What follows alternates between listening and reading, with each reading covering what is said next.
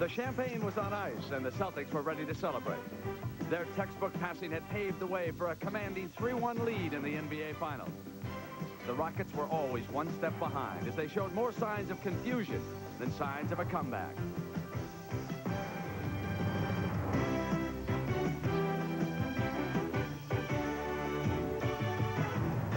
Needing a spark in Game 5, the Houston Rockets got a lightning bolt instead. And while this brawl got Ralph Sampson ejected, it also transformed the Rockets into gangbusters. They attacked the boards with vengeance. Hakeem Olajuwon swatted Celtic shots and bodies like flies. The tables had turned. The normally composed Celtics seemed to lose their poise. So while they licked their wounds, the Rockets could bask in the glory of knowing the victory party on this night was all theirs.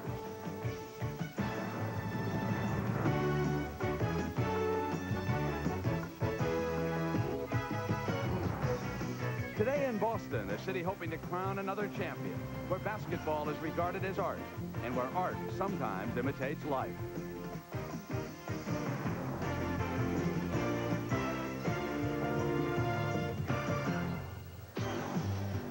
You can forget that high noon was an hour ago here on the East Coast, because the gunfight at the OK Corral is still to be staged inside the Boston Garden. It's the Celtics trying to tack banner number 16 up on the roof, and the Houston Rockets trying to battle and bring about a 7th game in the 1986 NBA Finals.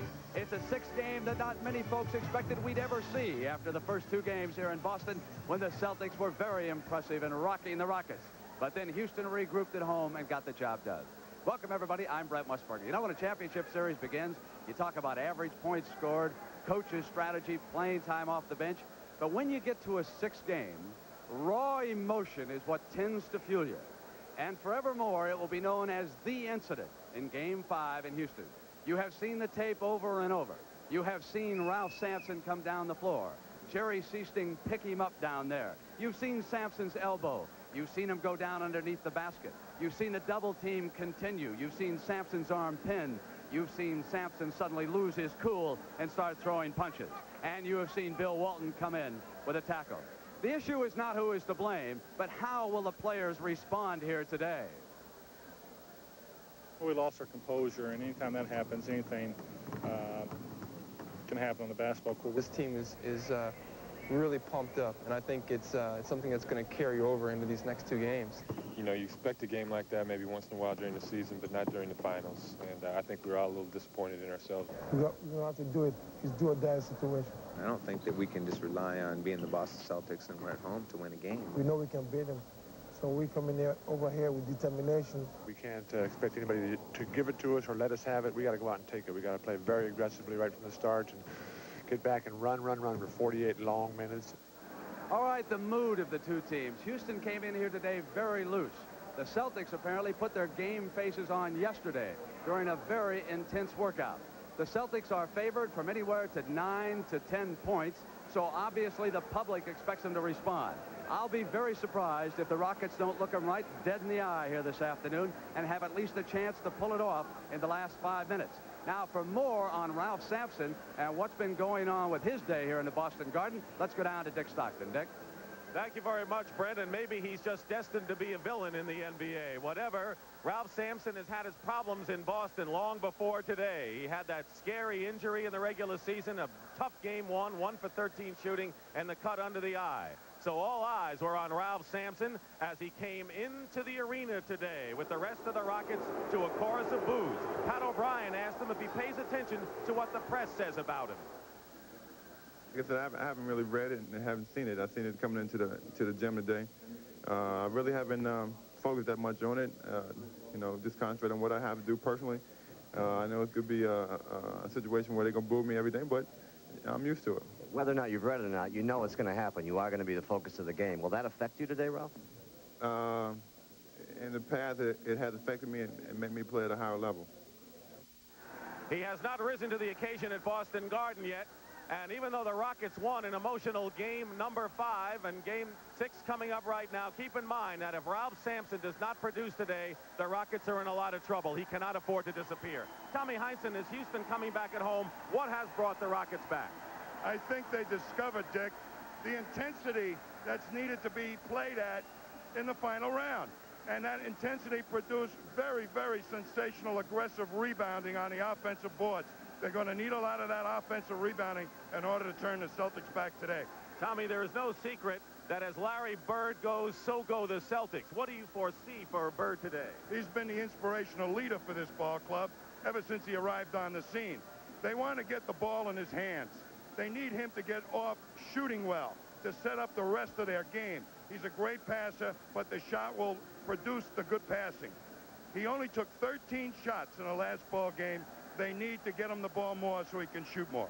All right, Tommy, you know, one of the great traditions of Boston Garden is the famed parquet floor, but before the game, we had a problem with the floor. For more on that, let's go back upstairs to Brent. Indeed, it was a problem, Dick, and it also involved Larry Bird, who came out early for his shoot-around, and he left the floor, and he said, I can't shoot because of the slippery conditions.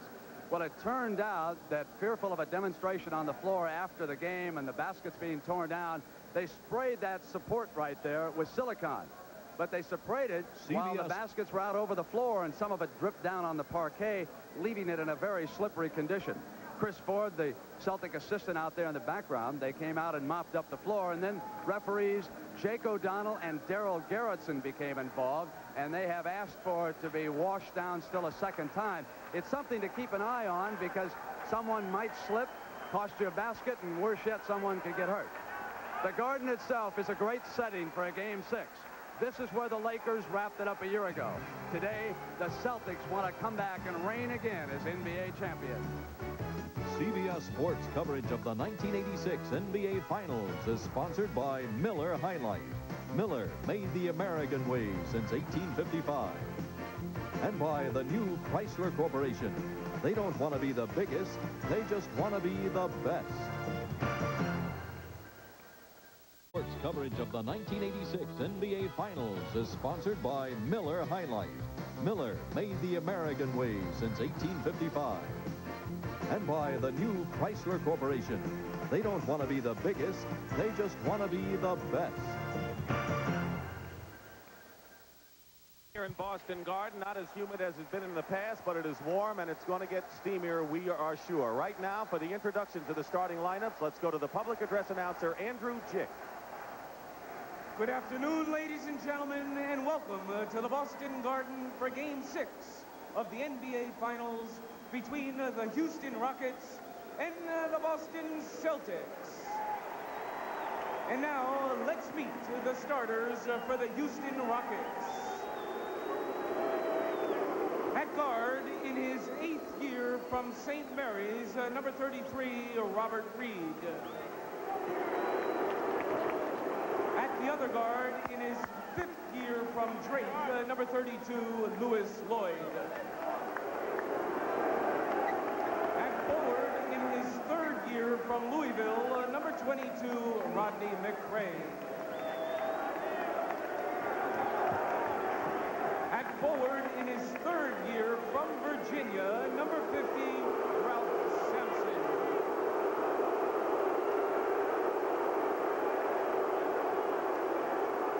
At center, in his 2nd year from Houston, number 34, Akeem Olajuwon.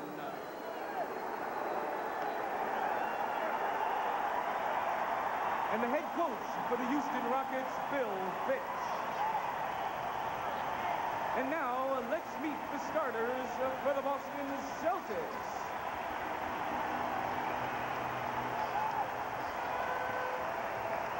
At guard, in his 10th year from Pepperdine, number 3, Dennis Johnson. At the other guard, in his 5th year from Brigham Young, number 44, Danny Ainge.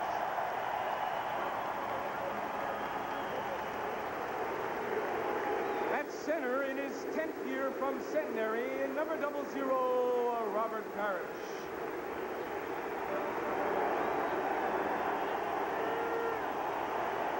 At forward, in his 6th year from Minnesota, number 32, Kevin McHale.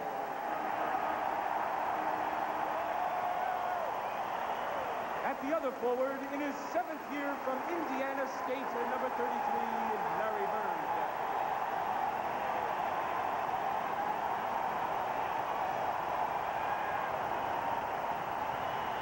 And the head coach for the Boston Celtics, K.C. Jones.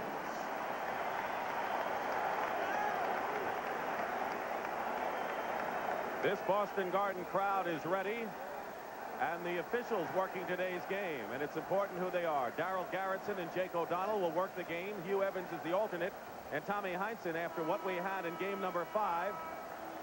What do you foresee as far as the way the officials will handle this game, particularly at the outset? It's going to require all their experience. It's going to be a tough game. They have to control early and not let the game get out of control. They can't anticipate anything because of the fight.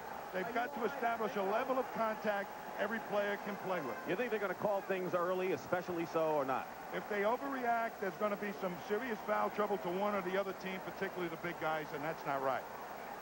All right, the Celtics in white, the Rockets in red. That's what the Celtics have done at home, and 40 consecutive victories here at the Garden. And Sampson really can't be intimidated by this crowd. He has to play with a lot of poise. McHale going in. This is the first shot of the game. Now, Tommy, the Celtics have switched defenses in the backcourt.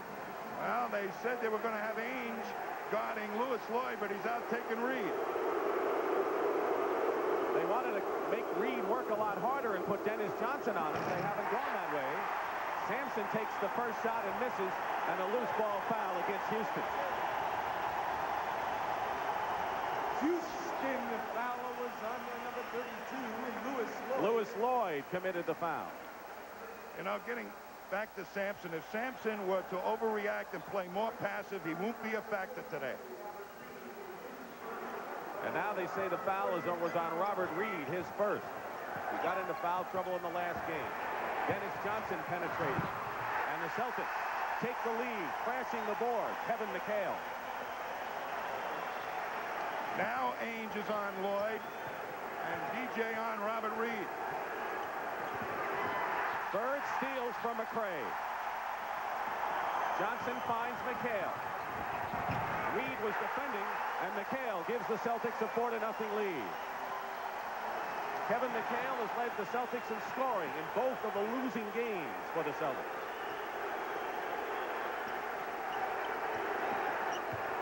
Hakeem Olajuwon. Parrish cuts him off. Back to Hakeem. And a Celtic foul.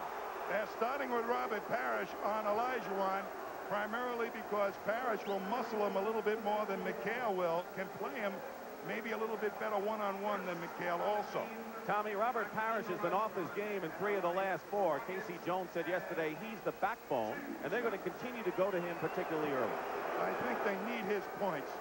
Right from the inception of this series, Parrish was important. Olajuwon may be seeing a lot of daylight today. The Celtics were double and triple teaming him, and I think that they will pull that triple team off a little bit, so it ought to free this man up to make his moves to the hoop. Carried the Rockets in game number 5 with 32 points and 14 rebounds. Boston leading 4-2. McRae on Bird. Step back shot. So as Tommy said, Bird will be looking to shoot. And we'll have a violation, traveling call against the Rockets. And it's Boston ball. The Rockets trying to outlet it fast, but the Celtics right on the outlet man. Here's Bird. Parrish with a fake on Olajuwon. And a Houston foul. And the Celtic bench, which goes about 6 or 7 deep at most. And the foul is on Hakeem, his first of the game. Olajuwon will have to be very careful of fakes. Robert Parrish, this entire series, has been trying to lift him. And particularly early in this game, stay on the floor.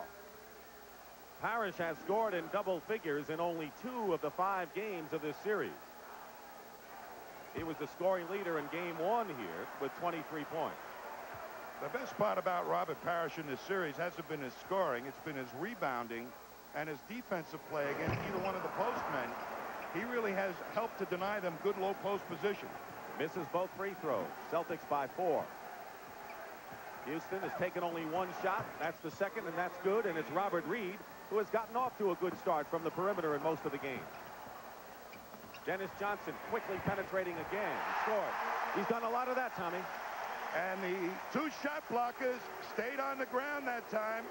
Allowed DJ to slip through for the layup. McHale picks up Rodney McRae on a switch. Sampson guarded by Bird, but Bird doing a good job against him. Traveling called against Ralph. Very aggressive defense by McHale. Forced McRae to walk. McHale in good position, and McRae, who has blocked several shots in this series, including one by McHale and Bird, blocks another here. Well, thank goodness for McRae, because Sampson gave up the good low post position. Danny Ainge missing. McHale and Bird underneath. Here's Bird and a basket.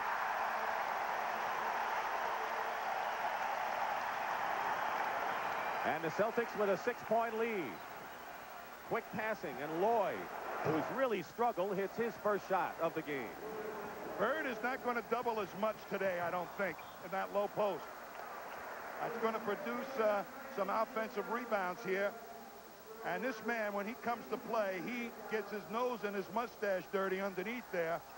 Good move against the three big guys of the Rockets.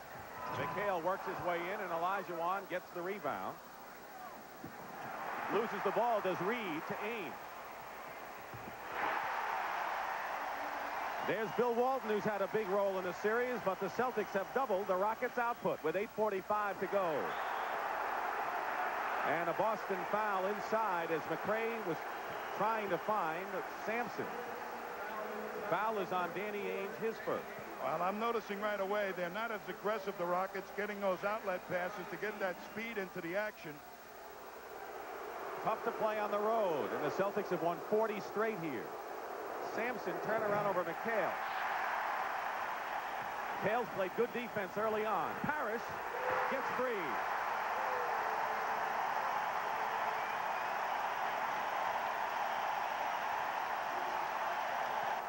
Timeout, Houston.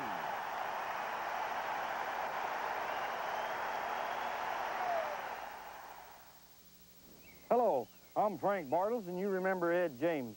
As Ed says, you cannot be successful in the marketplace if you just sit around on your front porch. So to be sure the Bartles and James Premium Wine Cooler customer is also a satisfied customer, we're going to do some consumer research. And since it is usually better to do consumer research where there are plenty of consumers, we are headed for New York City. We'll keep you posted on how it's going, and thank you again for your support. Strategy defending Akeem with the use of a triple team.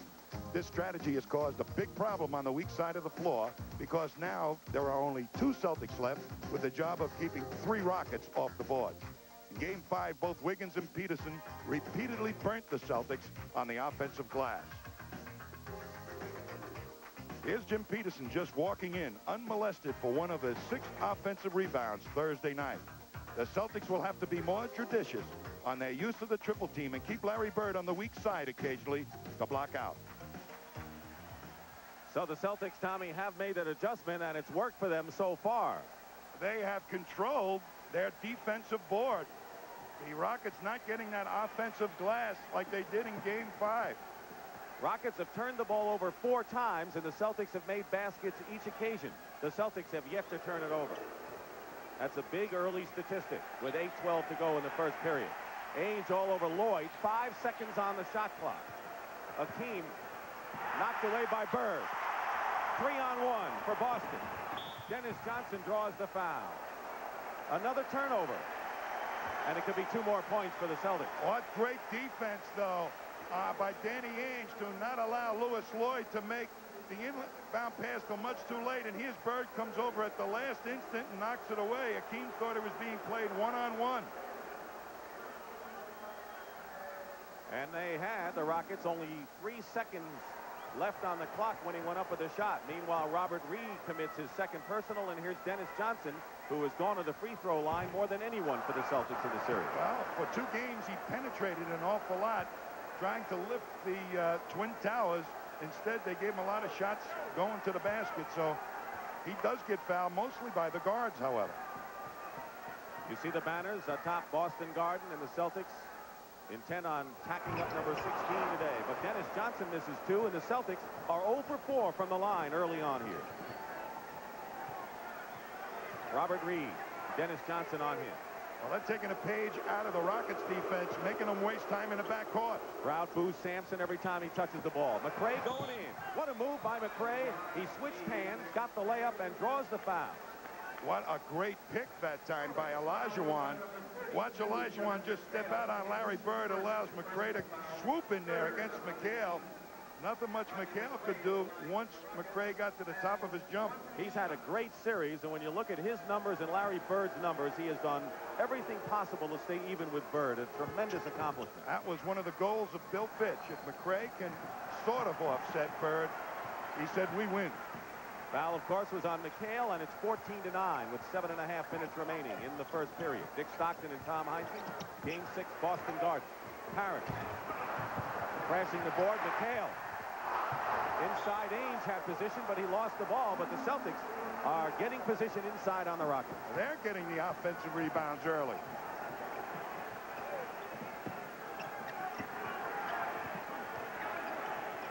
Plenty of time on the shot clock. Olajuwon with Bird doubling. Sampson wasn't expecting the pass. 5 seconds. McRae better put it up. Sampson winds up on a new clock with 7 minutes to go in the period. One of the things Casey Jones didn't want was somebody taking off on the fast break before the rebound. Larry Bird did. Inside to Akeem. Ainge knocked it away, and another turnover. The Celtics playing pesky defense. Parrish with a couple of fakes and a basket.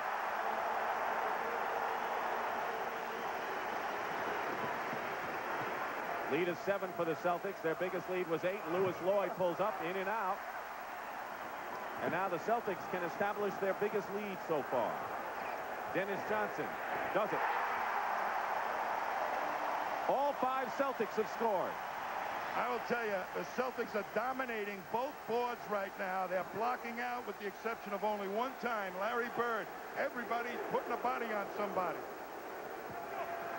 Akeem Olajuwon double, throws it right into the hands of Bird. There's a 4-on-1 break for the Celtics. And Ainge, with 6 minutes to go, has given the Celtics an 11-point lead. And a 20-second timeout called by Bill Fitch.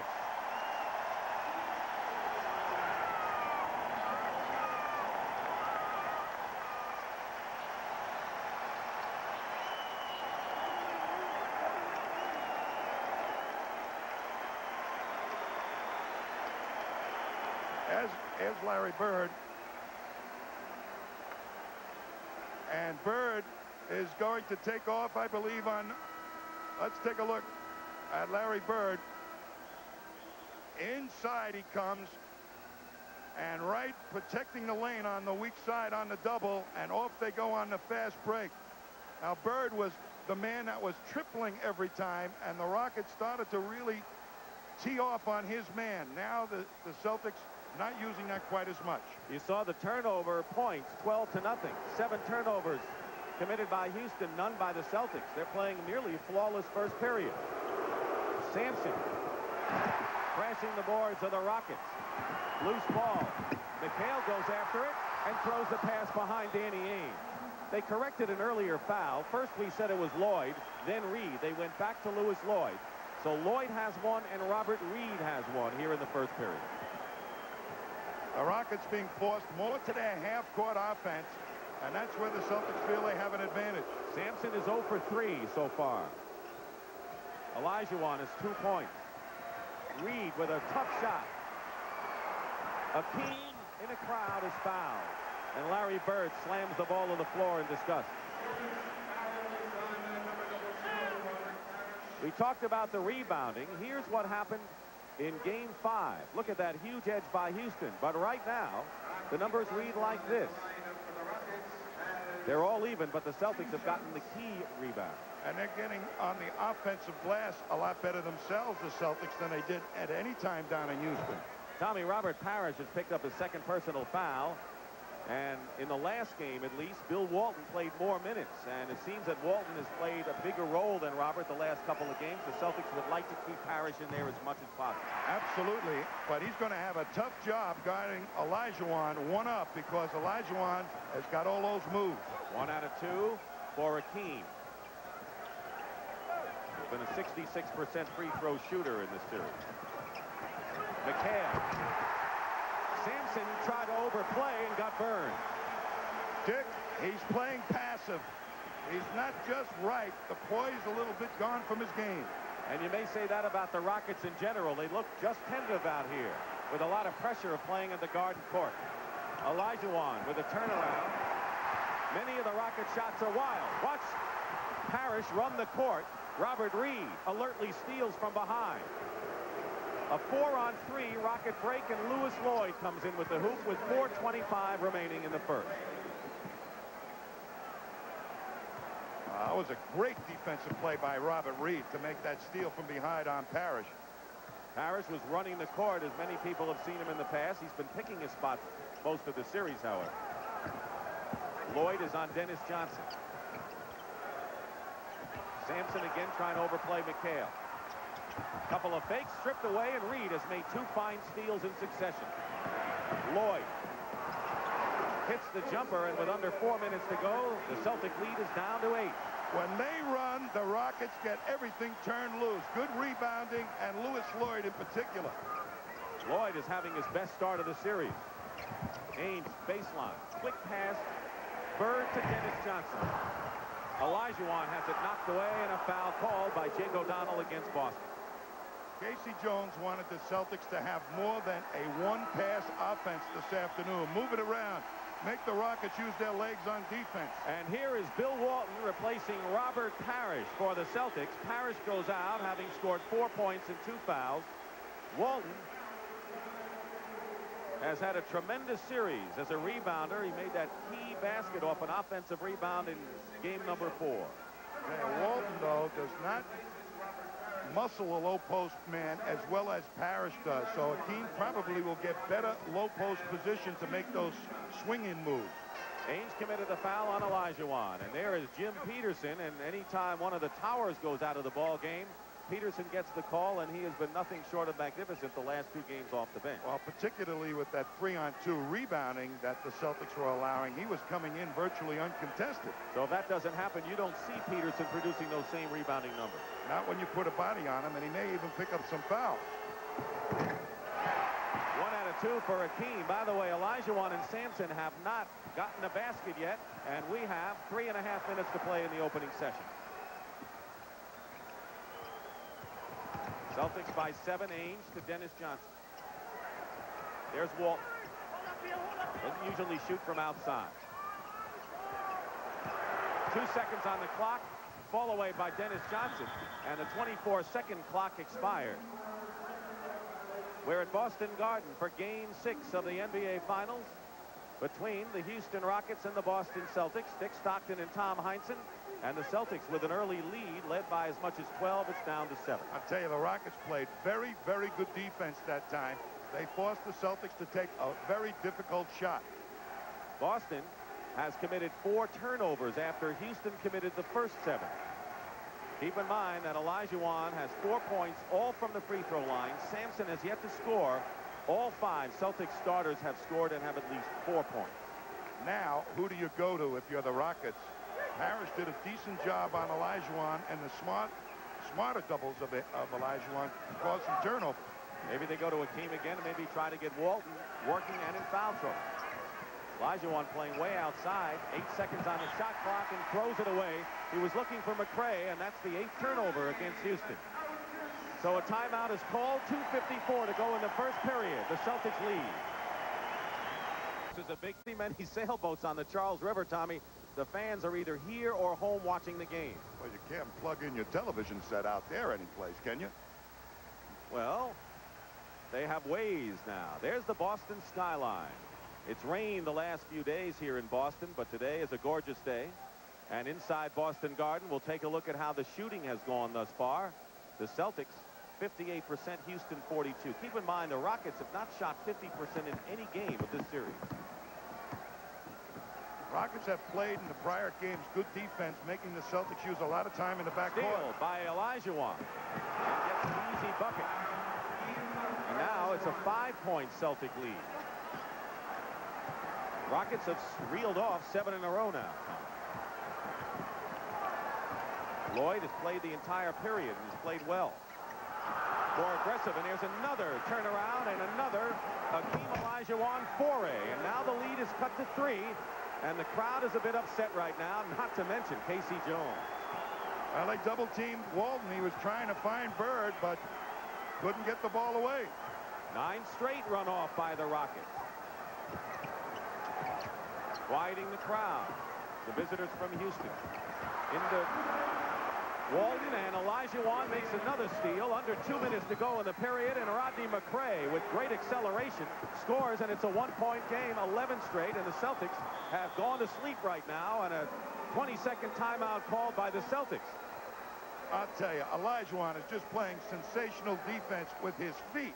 Now, you watch. You got to move your feet in order to go out there and make a steal. He timed it perfectly, and away he went. But now watch what he does. He gets that soccer defense hand in there and a nice clean pick away. And here he comes, steps in once again. And most centers don't have the real versatile feet like Olajuwon, and there's McRae. And I'll tell you, once he goes up in the air, Bird cannot stop him. You know, Tommy, everyone talks about the goalie in soccer, but another sport that Hakeem Olajuwon played was team handball, and a lot of people think that quickness with his hand has also paid off in making those kinds of plays. Sampson out to meet McHale. 1-point lead for the Celtics. Walton scores inside after seeing Olajuwon play a tune on him. McRae goes all the way in, gets the basket and a foul. Rodney McRae, who really has played a tough series in several areas, and Walton commits the foul, his first. I will tell you, they advanced the ball so quickly that Walton has to really adjust and switch out on McRae, but it was much too late. They are taking the inbound pass and getting it up the floor exceptionally fast, the Rockets. McRae is the only Rocket player who has played 40 or more minutes in the series. The Celtics have Bird, Dennis Johnson, and McHale who have gone 40 or more. This is the shot. Olajuwon has it. And McHale clears. The Celtic lead is 24-23. McRae had an opportunity to tie the game. 1:18 on the clock, first period. Bird, read on him now, spins inside and draws the foul. You know, he has not been able to do that for a couple of ball games. McRae has been playing him super solid straight away, so that, and backed off just a little bit so that spin move wasn't there. That was Reed's second foul. Celtics in the penalty, but not the Rockets, and McHale scores. He leads Boston with 8. Celtics by 3. The Rockets had scored 13 of the last 15 points. And McRae's pass thrown out of bounds, and Olajuwon looks at him and says, yeah, that was for me. I tell you, that inexperience that time showed in McRae's game a little bit. He should have just kept up in the air and stuffed it. 48 seconds in the period, 13 on the shot clock. Bird. Larry Bird has 6. And McRae gave him good position. Lloyd loses it to Bird. And they're going to jump this up. And Bird is yelling at Danny Ainge to come closer and try and get the ball. He wanted him to come back to pass, and Ainge was practically taken off. But here's Bird hustling. I'll tell you, inspiration, there it is. When he goes down on the floor, the rest of them will fly through the building. But look at the pushing and grabbing. It'll be a jump ball. Bird angry at his teammate in that play, and that's the kind of intensity that he brings to this Game 6. He'll be jumping against Olajuwon and giving up a few inches, to say the least. But Bird has that savvy and the timing, and the Celtics have it. Boy, he just created enough room for himself to get up there and tip the ball. I'll tell you, that is really smart. There's no way I thought he'd get the tip against Olajuwon. 10 seconds on the shot clock. Bird takes McRae into the air, and Walton follows.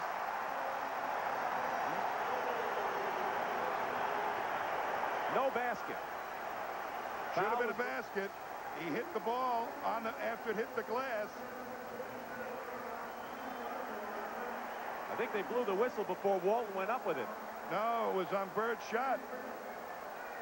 Looked to me like Olajuwon goaltended it too. 12 seconds to go in the period. The Celtics lead by 5, and here's Larry Bird on the line. 95% free throw shooter, misses the first. Here it is. I guess he didn't. But he hit his hand instead of the ball, and that's where the foul was. And the Celtics make their first free throw of the game after missing 5. Lead by 6, and the Rockets playing for the last shot of the first period.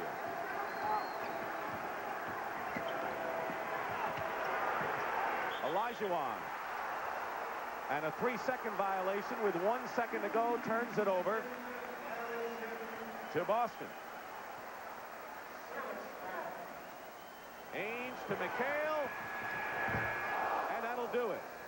There were 18 turnovers in the first period, 11 by the Houston Rockets.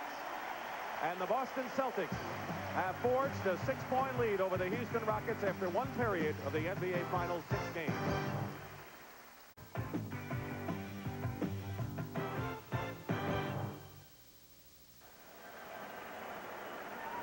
The NBA Finals on CBS, game number 6 here at Boston Garden between the Houston Rockets, the Western Conference champions, and the Boston Celtics. The score after 1 period of play is 29-23 Boston, but Tommy, Houston had 11 turnovers and Ralph Sampson didn't score. As they're still in striking distance, the Rockets, you would think with 11 turnovers the Celtics would be ahead by more. And Ralph Sampson, I think, in that quarter overreacted to the fight situation down in Houston, became much more passive than he had been in a prior game. So Jim Peterson, who has 21 rebounds in the last 2 championship games, is in there. Kevin McHale, who has 8 points, starts on the bench. And Robert Parrish, who has 2 personals, is in there. And Walton is going to be guarding Olajuwon.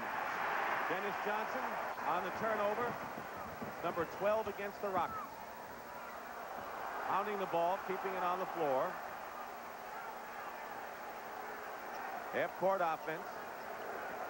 Not seeing as much isolation with Bird so far as we did in the previous game. Dennis Johnson with 4 seconds on the clock misses. Peterson in there, but Olajuwon gets the rebound. And good speed, 3-on-2. Peterson spinning against Bird is short. McRae is there, using his body well. And it's 29-25. Tommy, the Celtics now have their version of the Twin Towers with Parrish and Walton in there at the same time. But I don't think Boston's Twin Towers nearly as effective as Houston's can be. They got a lot of age, though. Parrish and Walton. Finally, Walton scored. It worked there. Peppered the offensive glass. Reed setting it up.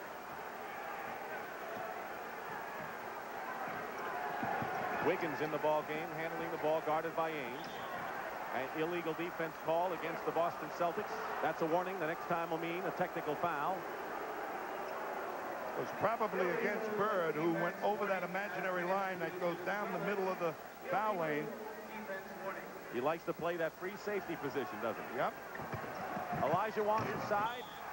Darryl Garrison calls a foul. Bird and Walton were both inside defending. And the foul is against Walton, and that'll be his second. Walton, as I said, will give up keeper position to Akeem. That's why Bird was trying to cheat over there and cut off that baseline attack angle.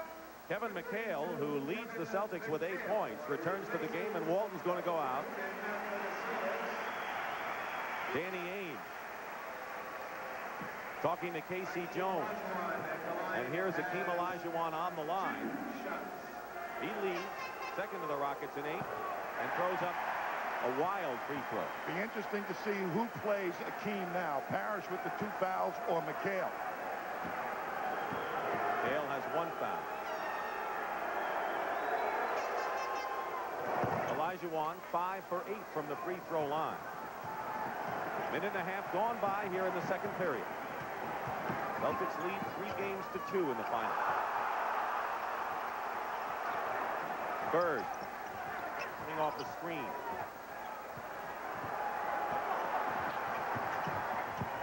6 on the clock. Olajuwon outlets to Wiggins. Celtics are back on defense. Wiggins, when he gets hot, he can burn you, and if he gets cold for a while, he may miss him forever. Well, that's not the type of shot Bill Fitch wanted him to take. Filling the lane is Kevin McHale. Got everything but the basket. Now the Rockets come back 3-on-2. Well, McHale's missed some easy ones. Olajuwon. Acrobatics in the air with 9:40 to go, and the Celtics lead again is cut to 3, 31-28. I tell you, the Rockets are giving all-out hustle here. Well, they're not intimidated at all by the home court, at least the way they're shown now. Forget the Boston Garden for them right now. Bird feeding Dennis Johnson. And a Houston foul. Watch Danny Ainge being clocked by Jim Peterson. Get out of the way. You don't belong in here. You're a guard. Boy, he took a header. Foul was on Wiggins, his first, a timeout in a 3-point game. Building before the doors open today. How do they get here? This is the popular entry. Up the fire escape up on the roof, but today they have dogs up there. And another entry is through the air vents. They found somebody sleeping in the air vents overnight. But the front door seems to be the best way to get in the garden. And what do you say? Not I'm a friend of Larry Bird. The best line is, I'm a friend of the Kennedys. Let's go back legally inside to Dick Stockton. Tommy, did you see Pat O'Brien in an air vent getting into the garden today earlier? Well, wasn't he? We told him we'd give him a ticket. He looked like he had a little dust around his mustache there. He wanted to do it the hard way. The Boston Celtics, who are trying to wrap up number 16, had a chance in Game 5 in Houston. It was a wild game with a fight. Rockets came back. Now Houston has to do it on the road and win both games here. And right now, they're giving the Celtics quite a tussle, trailing 31-28, 9:26 to go in the first half. Well, Boston has not changed their guards at all. I see Seasting right now getting off the bench. Danny Ainge has been a little ill for a couple of days. Saw the Boston shooting this period, 1 for 7, so they've cooled off considerably. Pushing foul, Jim Peterson doesn't like it, as there's Jerry Seasting coming into the ball game.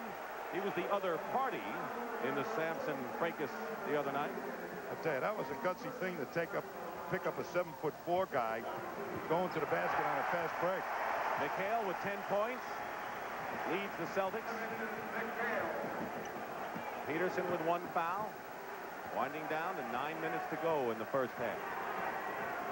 Rockets have not had the lead in this game. Celtics were up by 12. It's cut to 1. Seasting slapping away level with 3 seconds to go. Level with a 3-point prayer. Misses. McHale the rebound. Seasting in the forecourt. Good defense by Seasting on Allen Level. Harris. Baseline. Goes for the offensive rebound with McHale in that reach. McHale so tough with that reach. Got to work doubly hard. And now the Rockets with a 4-on-3 chance. Rodney McRae. Dennis Johnson now. They waited much too long to take the shot, the Rockets. Olajuwon was in great low post position. We haven't seen their sheer speed as we did in the last game.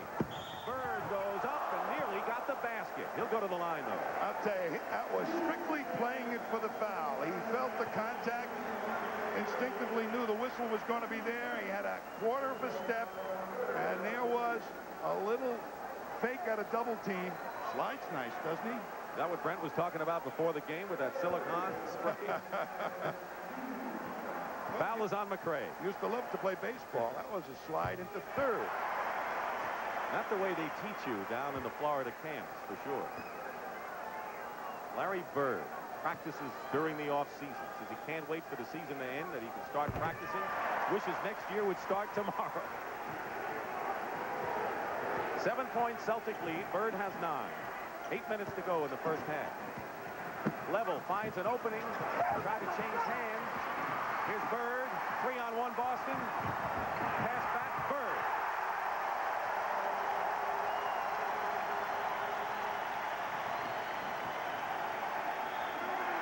Timeout. Houston. Celtics have it up to 9 once more.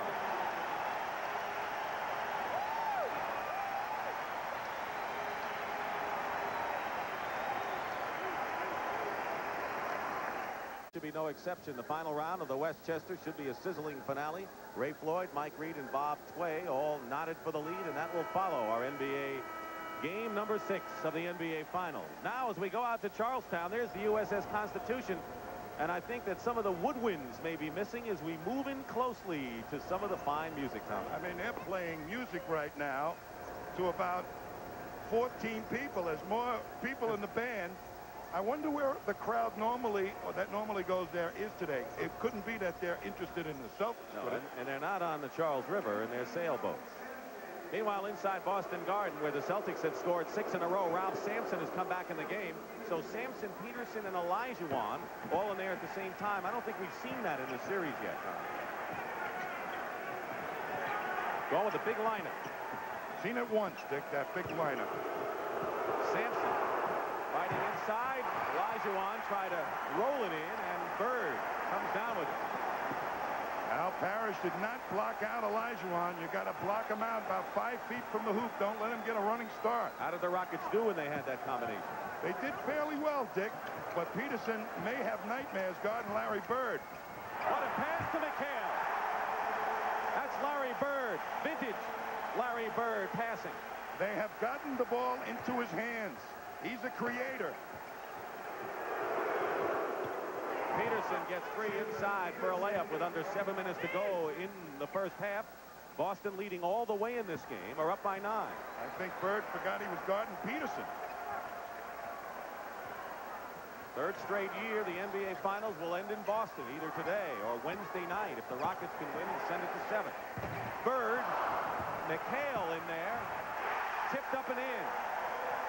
That's staying with it, but Bird ought to be able to get a lot of outside shots off picks. Peterson can't fight through them.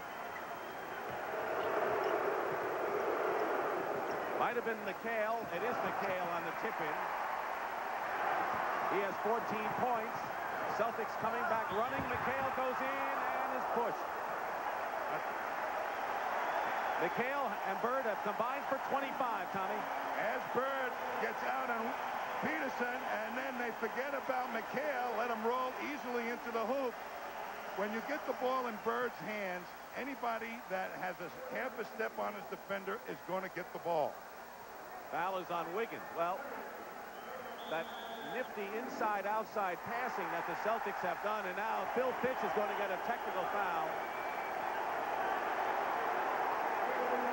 I think he wanted it, Tom, don't you? Well, in a game like this, where you start to see it slip away, perhaps, you try and change the emotion in the ball game by getting a technical foul, sometimes with your players, sometimes just with the referees, to let them know that, hey, I don't think you're calling the game right.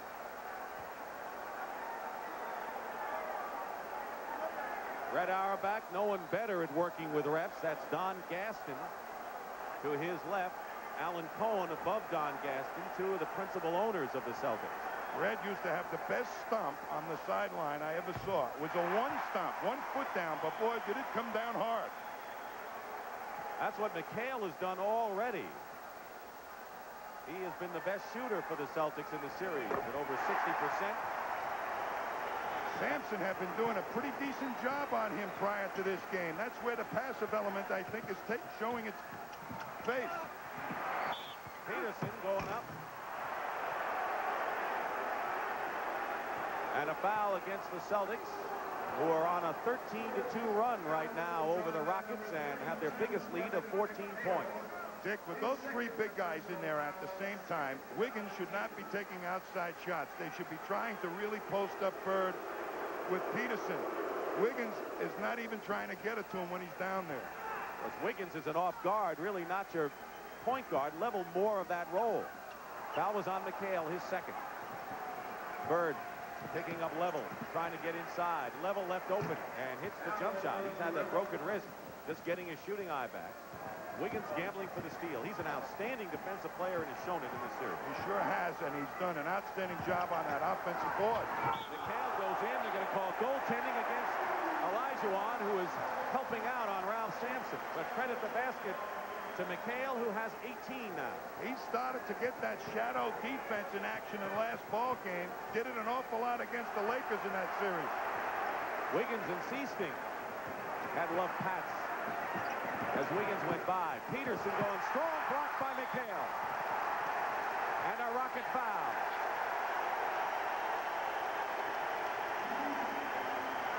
That'll be 3 on Akeem Olajuwon, and Robert Reed will get the call from Bill Fitch now. You know, Olajuwon is so good with his hands on defense. I'm sure Bill Fitch is sometimes reluctant to say, don't go for the ball when somebody pulls it off the glass. But watch what happens. You get called for a great block by McHale. Now Parrish has the outlet, and coming from behind, he hits him on the arm. Now, you can't afford to get too many of those, or you're going to do just exactly what he's doing now. Sit down. Ralph Sampson will now become the center on the Rockets.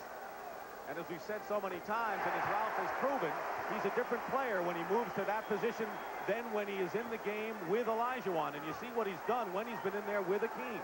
Well, he has to become more aggressive now in order to be a factor. Olajuwon out of the game for the first time. He scored 11 points and has 3 fouls.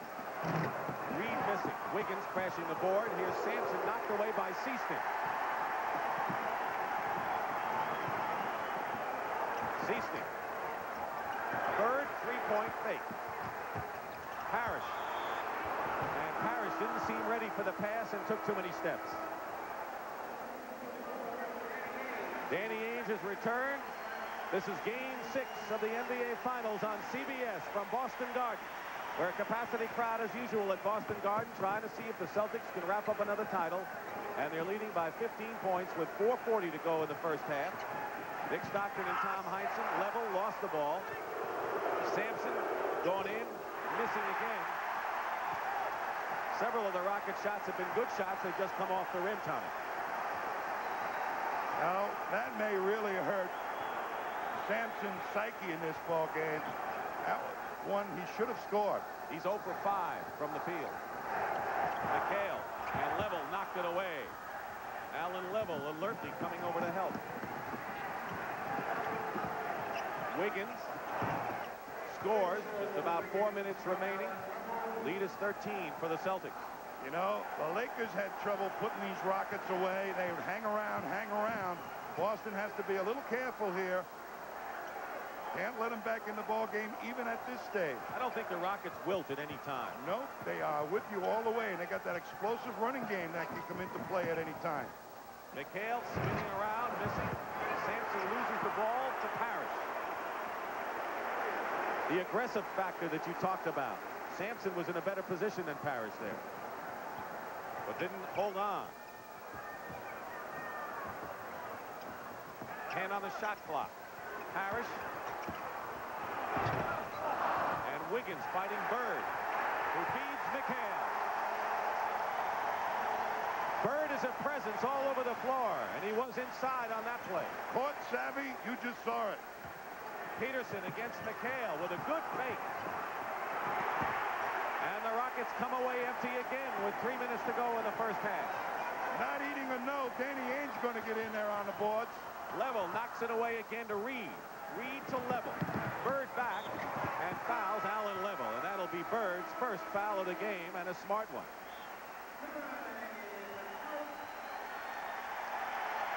Timeout. 2:49 remaining in the first half. The greatest invention in travel since the wheel is American Airlines ultimate. Brent, we heard the chant beat L.A. We know why when Magic Johnson was there last week. What about today? What's the story? Well, the reason why Dick Stockton, one of our guests, the coach of Beat L.A., Pat Riley, and also the new coach of the Chicago Bulls, Doug Collins. Doug, this is some chant in here. Yeah, my goal is to walk into this building with Pat Riley and have them chant, beat Chicago. They're not going to beat L.A. this year. We don't have to worry about that. How about the first half, Pat? It's aggressiveness, Brent. You know, the Webster's defines it as the disposition to dominate, and I don't think there's any doubt that the Celtics came out with a very destructive attitude today. How about Ralph Sampson? He's been missing in action. Well, Brent, I thought he was going to come out, maybe bang someone early, get involved. He has not scored a point and really been inactive the whole ballgame. They need him. Let's go back to the floor to Dick and Tommy. Thank you very much, Brent. We said at the outset that Ralph Sampson was a key reason why the Rockets won. Even when he left the game, they played for him the other night when he was thrown out. on that fight.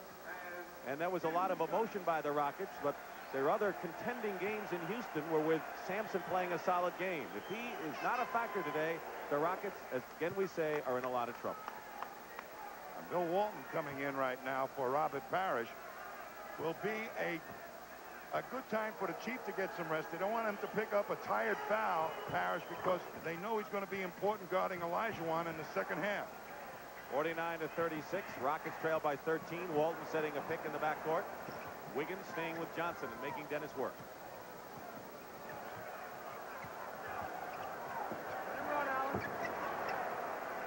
Reed is on Bird. Illegal defense called against the Rockets, and so the illegal defense story is all even at 1 apiece. What are they doing off the boards today? Boston has the edge 27-14 coming into the game. The Rockets had a 48-21 edge offensively the last 2 games. Knocked away by Wiggins. Loose ball. They're going to call a Houston foul on a pick-and-roll play.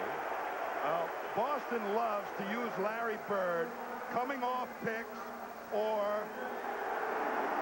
pick-and-roll plays. Now, you watch inside. Wiggins almost picked it off. That was hustling weak side play, but Sampson over the top creates the foul situation. But Bird is a creator, and that's what they're going to have him do all afternoon long.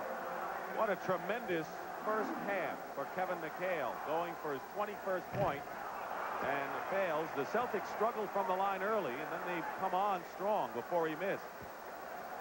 There's a candidate for the MVP award is Kevin McHale, but as long as number 33 produces, everyone is always going to look at him as a favorite. But all that is premature because Game 6, we're not even at halftime, and it's 50-36. The Celtics have control thus far. Sampson's foul, by the way, is first of the game against Walton. And Ralph Sampson is on the board with 2:05 remaining in the first half. A good sweeping hook shot that time on the catch. That's what he needs to do more of. Under 2 minutes to go in the first half. McHale saved it nicely. Last touch by the Rockets. He's the igniter, this man, Danny Ainge, who Tommy mentioned has had intestinal problems, which weakened him a little bit. Wasn't even able to eat until yesterday. Reed going against Bird.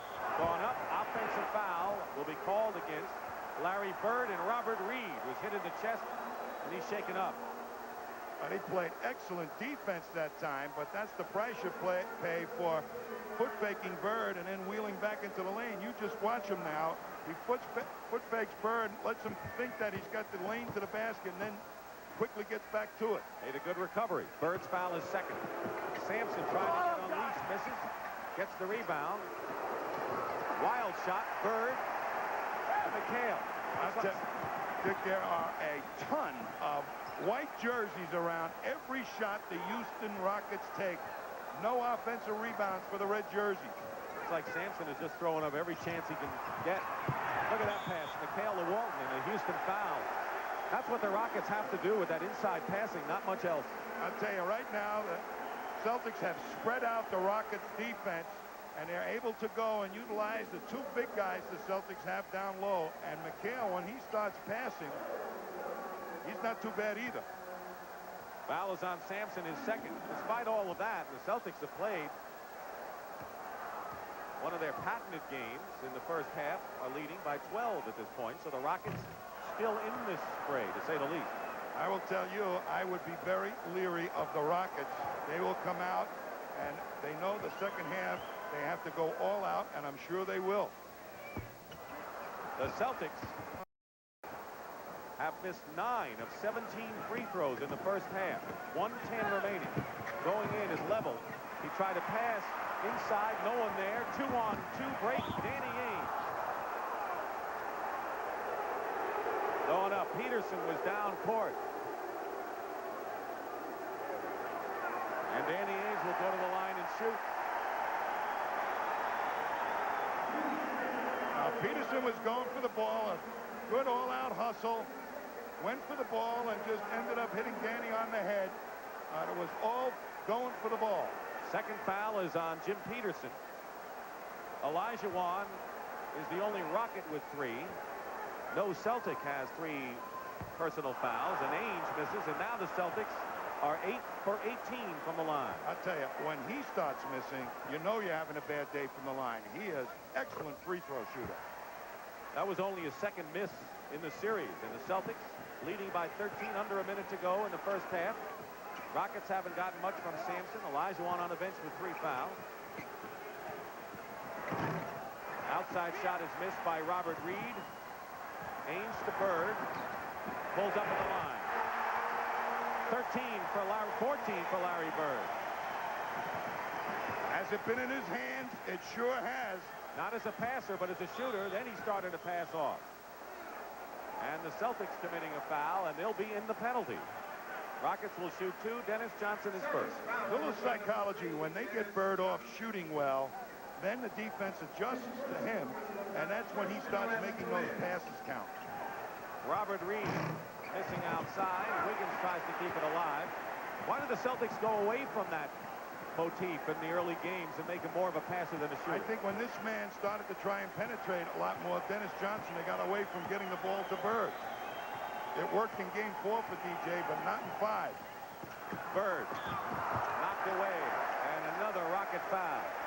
Game has been called well and called tight to make sure things don't get out of hand.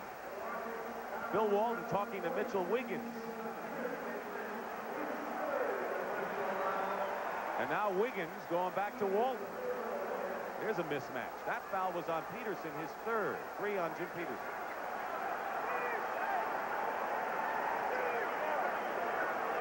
Bird is being much more aggressive on those isolations, trying to take it to the hoop, draw a defender, and the Rockets are coming down at him much more than they did in the last 2 games. Larry Bird very close to a triple-double already in this first half. He won't get it, of course, with 10 seconds to go, but he has 8 rebounds and 8 assists and a double-figure score. You know, I was with Red Auerbach the first time he ever saw Larry Bird play, and in 5 minutes, Red said, this guy is going to be a great player. He had 5 assists in 3 minutes. But he didn't tell everyone else, did he? No, he didn't. He probably walked away in disgust. But everybody else knew, too. Final second. It is still Rocket ball with 1 second to go. Celtics have their biggest lead of the game right now, 17 points. Rockets have 1 second to get it something off. Well, they did against the Lakers, and they won. Level from the corner at the buzzer, and that'll do it. Crowd gives the Celtics a standing O. At the end of 1/2 of Game 6, the game that could give the Celtics the title over Bill Fitch and the Rockets, it's Boston 55, Houston 38. Brent Musburger coming up at the half. Live from Boston, CBS Sports coverage of the 1986 NBA Finals is sponsored by the new Chrysler Corporation. They don't want to be the biggest, they just want to be the best. And by Cigna, whose companies provide an array of insurance, healthcare, employee benefits, and financial services around the world. So we are at the half, and believe me, it could have been a lot worse if the Boston Celtics had not missed 10 free throws. They've dominated it. And Pat Riley, the coach of the Los Angeles Lakers, as we watch your compatriot Doug Collins coming through in his days, there you are when you were playing with the Lakers, going scrambling, and of course here you were as a coach with the Lakers, having been knocked out by the Rockets, but you know so well what it's like here in a Game 6. What is it about this building? Now, I know you were able to conquer that last year, but what happens when you come to the Garden? Well, the emotional stability of any team is very important here, Brent, because when it comes down to Game 6, and it means the difference between winning and losing a championship, 3-2, Boston senses it, they feel it, they smell it. You, as an opponent, have to treat the crowd like you would your nagging wife or your wife would a nagging husband. You got to block it out. You got to try to. You can't let it get you around. I've never been able to do that. But they're just going to have to remain strong. If you're a unified team and you have a reason to win other than just a championship, then they'll find a way to get back into this game in the second half. Now, Doug, you were in a 6th game as a player out in Portland back in 1977, and you lost it. What about the psychology of a player being on the road? Well, I think it's very difficult. We had a similar situation, as you said, in Portland. We're going to Game 6, You know, we had the big fight in game 2. We jumped out 2-0 and had the big fight, turned things around. Maurice Lucas, who is now with L.A., pulled a big psych job that game. When the starting lineups were introduced at game 3, he ran down and shook Darryl Dawkins' hand. So little things happen in these series. You know, I'm shocked that the Rockets are not playing with any fire in their bellies, if you will. And we're going to get back and talk some more basketball. But there is some other sports developments around the world today. For example, Ivan Lendl captured his second French Open championship in the last 3 years. Now, he defeated the Swedish player Pernfors, who attended Georgia and won 2 NCAA tennis championships. Lendl, who was in the far court, put him away in straight sets, and this was typical of the kind of action you can expect on the slower surface over there in Paris.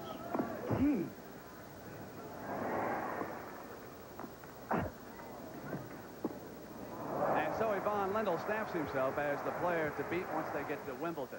Now, Westchester is coming up here next on CBS, and Raymond Floyd, the veteran, has moved to the top of the leaderboard with a one-stroke lead. And as soon as we conclude our proceedings, and of course, if the Celtics win, they will pick up the Larry O'Brien Trophy right after the game.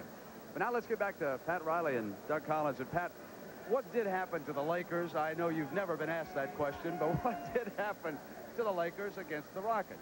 Well, it's a very painful experience, Brent. You know, we had, if there was a disappointment in the whole particular series and finish, was the fact that we couldn't be here to defend it against the Boston Celtics, the team that we took the championship away from last year. But Houston deserves a lot of credit. They came strong, they came hard, they came on a regular basis. We did not make the plays we had to make in critical situations, and that cost us the game. Now, will you have major changes on the Lakers before next season? You need some more muscle underneath against the Rockets. Will you go out and make some deals? We have a great team, Brent, and we're not going to overreact to the situation. I think the one thing we have to do is we have to get a little longer. Let's be realistic that size isn't the most important factor. If you're going to beat Houston or you're going to beat Boston, you're going to have to get taller and better, and that's what we're looking for. All right, Doug, you take on a little bit tougher job, trying to elevate the Chicago Bulls. You've got a great player in Michael Jordan. What kind of style will Collins bring to the Bulls? Well, Brent, I want to play an aggressive, fast break style, a lot like Pat Riley, pressure defense. Get out, let the guys have fun. Basketball is a game meant to have fun. Try to utilize Michael Jordan's abilities.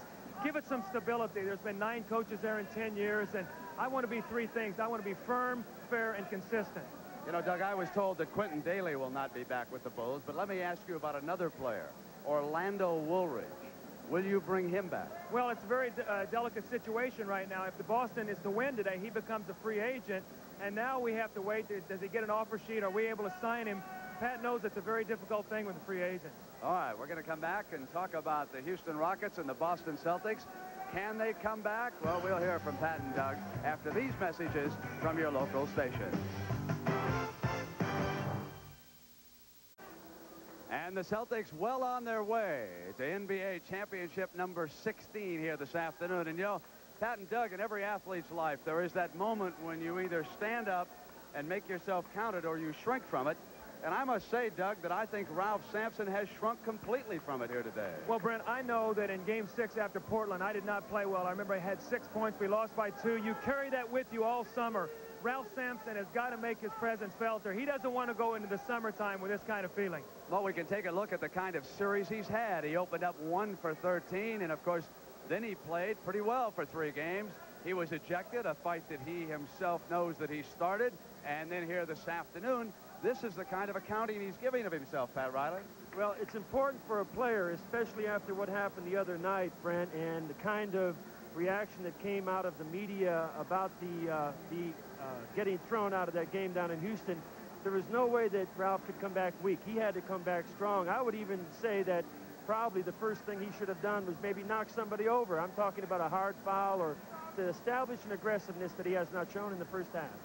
Doug and Pat, let me ask you about what Bill Fitch can do to get his team back in this game. The Celtics are playing very well here today. Well, you know, I was looking at the turnovers. Houston turned the ball over 11 times in the first quarter. They were down 22-10. There was a breakaway layup. Robert Reed made a great steal. I thought that they had weathered the storm and got back in it. And Pat and I were talking, but the Celtics are just wearing them out. Pat? The game is broken down into skirmishes, Brent. The Celtics came out with a great run, 22-10. Olajuwon keyed them to get back into the game for Houston. Boston had another skirmish. They won 2 out of the 3 in the first half, and if there's a big skirmish at the beginning of the third quarter, and if it's by Boston, it's going to be a world championship for them this year. And the next time we get a tight shot of Larry Bird, take a look at those eyes. They're burning with desire right now to win number 16. We come back. Dick Stockton and Tommy Heinsohn will take you into that critical third period, and we will continue in just a moment.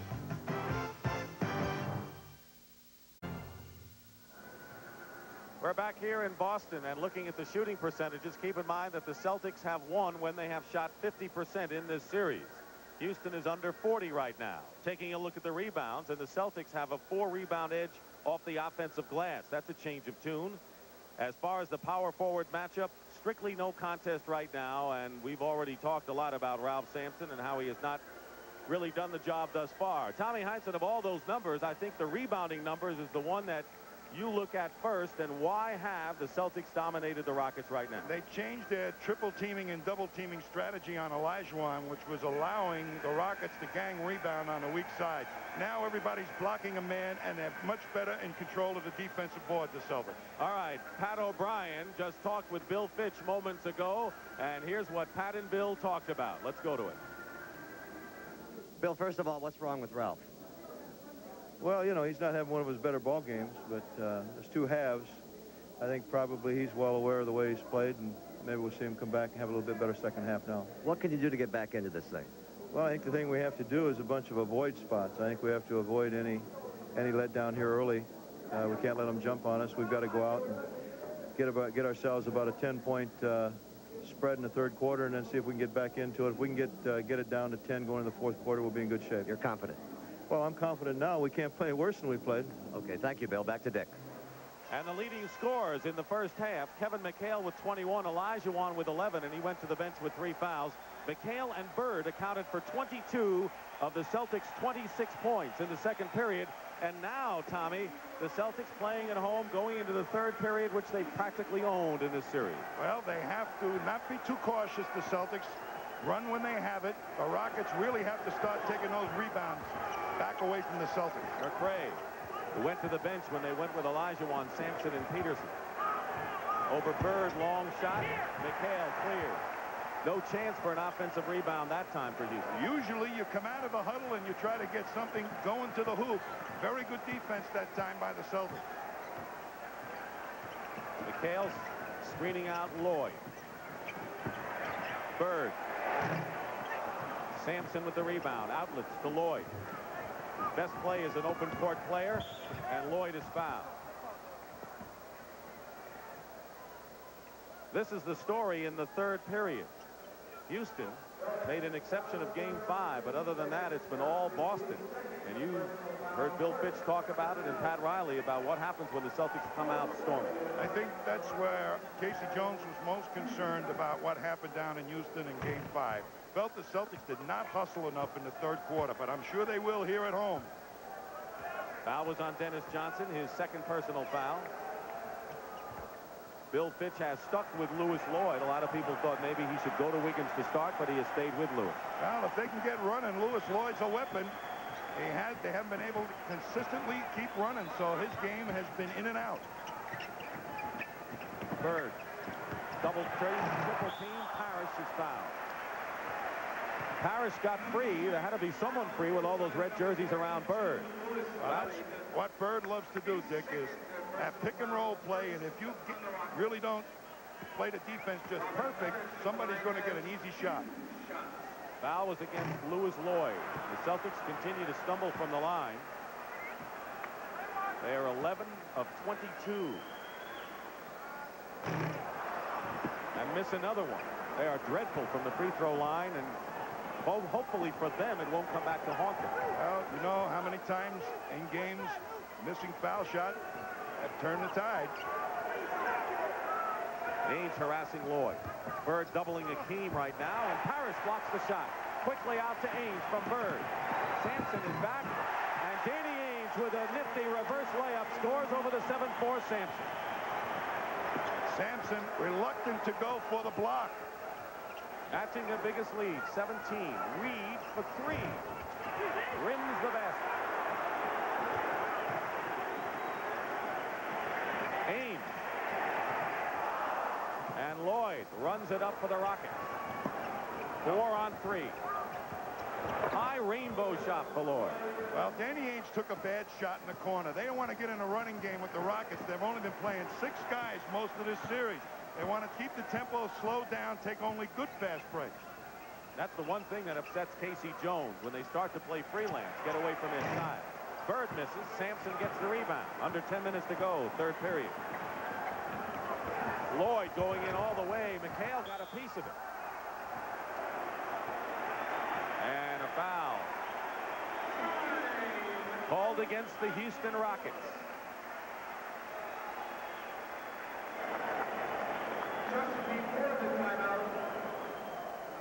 Well, these trivia questions are tough. Okay, Boom Boom. What did Al Capone say when surrounded by the FBI? Heck it, Bob. He's right. I don't believe it. Name the English band that performed the first rock opera. Who? He's right again. Amazing. All right. What beer tastes so good, it's the second largest selling beer in America? Miller Lite. Coming right up. You won the game. This game is easy. No question about it. There's only one light beer. Miller Lite. This is what it's like on this Sunday afternoon in Boston. And some people are just having a delightful afternoon. The Celtics and their fans are having a delightful afternoon thus far inside Boston Garden. Robert Parrish, very, very important defensively against Olajuwon because he does not give good low post position. And he's big enough on that baseline move to challenge the shot, something McHale was not able to do. And look what happens when those good blocks. Layups. Ralph Sampson not really truly contesting to make that block. Hakeem Olajuwon picked up his 4th personal foul. The front line scoring, which heavily favored the Rockets last game, reversed this time. Casey Jones made a great substitution in the first half to keep Parrish out of his 3rd foul. Dennis Johnson looking for Parrish. Olajuwon gets his 5th. Rockets really have to go to the drawing board. Parrish, ball drop score. 7 points for Robert Parrish. Quickly up court is Lewis Lloyd. And Lewis Lloyd hitting 12 points, having his best game of the 6. Well, when he comes at you one-on-one, he's one of the more difficult players to stop, Lou Lloyd. The Celtics have been aggressive. The Rockets tentative. Celtics have made the adjustments inside. Olajuwon gets the rebound. Rockets have had trouble hitting their outside shots. Early turnovers hurt. Lloyd faking Dennis Johnson. And Sampson. Reed tries to slam it in on a follow and can't do it. The Rockets got it up quickly that time. Good outlet pass. They need lots more of that. Keep the foot on the gas pedal. Tire the Celtics out in the 4th quarter. Bird. This is a bank shot. Sampson brings it up.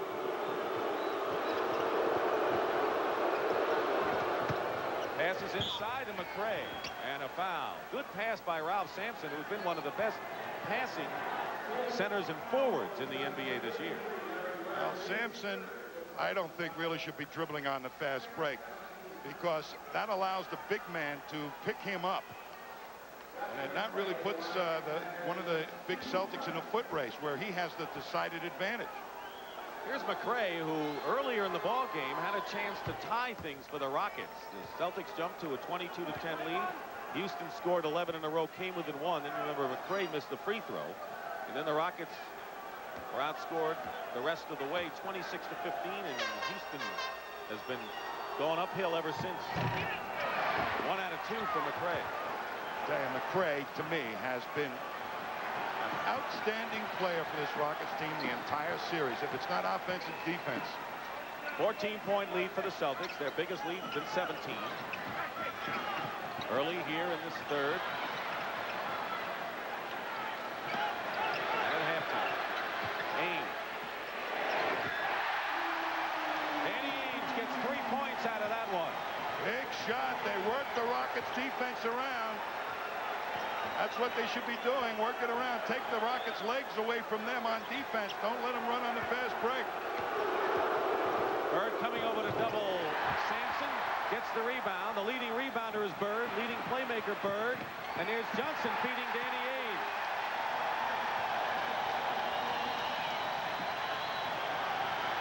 And if the Rockets don't make a run soon, this could be history. The Celtics are playing scintillating ball, and another fine defensive play.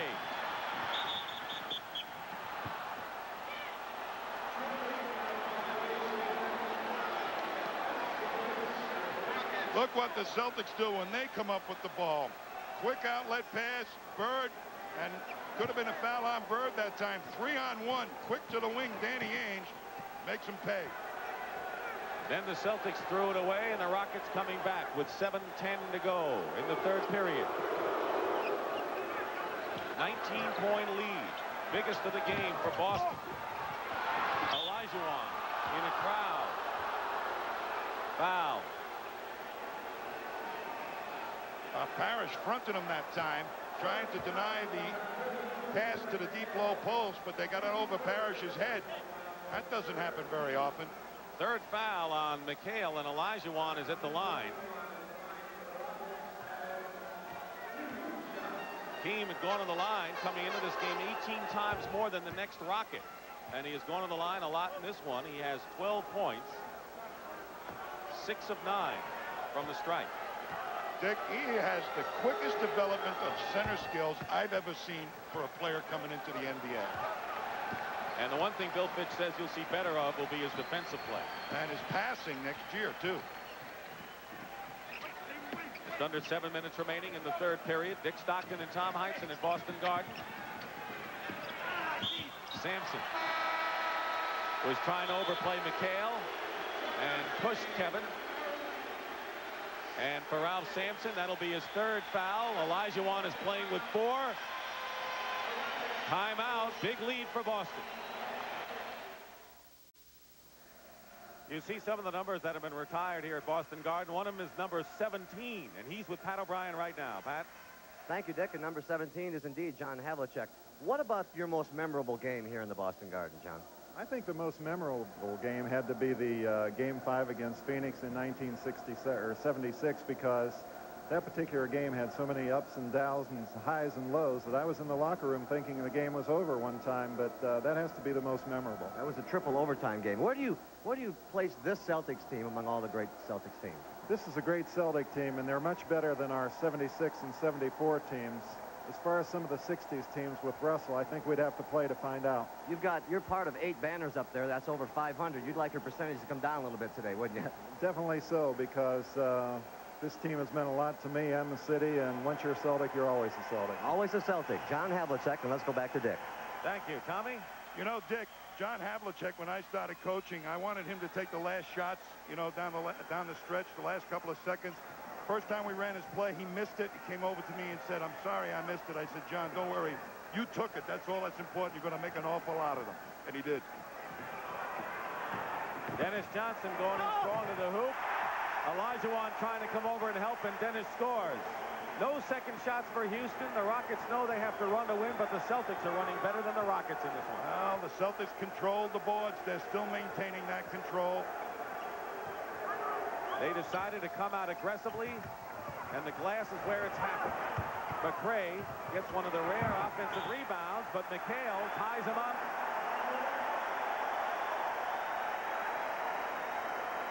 Like octopus. They have 5 jerseys right around that hoop, ready to a defensive rebound. And the Rockets 2 for 11. Robert Reed has only 2 points in the game. Olajuwon 13. Ralph Sampson has scored only a bucket. Well, they put Dennis Johnson to take away Reed's game from him and allowed Ainge to guard Lloyd and try and double off Lloyd. Normally, the coach would then adjust if there's a next game, but there may not be a next game, Tommy. The last adjustment may have been KC. McHale misses. Parrish fights. And Sampson lost the ball. He had the chance. Here come the Rockets. Rodney McRae scores, but Ralph Sampson is just not alert out there, Tommy. He has lost his aggressiveness. I think he really overreacted to that fight down in Houston. Sampson knocks it away from behind, and that is not surprising, especially knowing his temperament. And the fact that he's had problems at Boston Garden with that fall, that was a scary fall earlier this year, and then 2 bad games here in the first part of the series. Well, I'll tell you, it's a tough thing for a young player to come in and get in the finals. Doesn't understand the pressure. Larry Bird. And the Celtics lead by 20. 5 minutes remaining in the third period. Olajuwon with a neat move inside, and Hakeem has 15.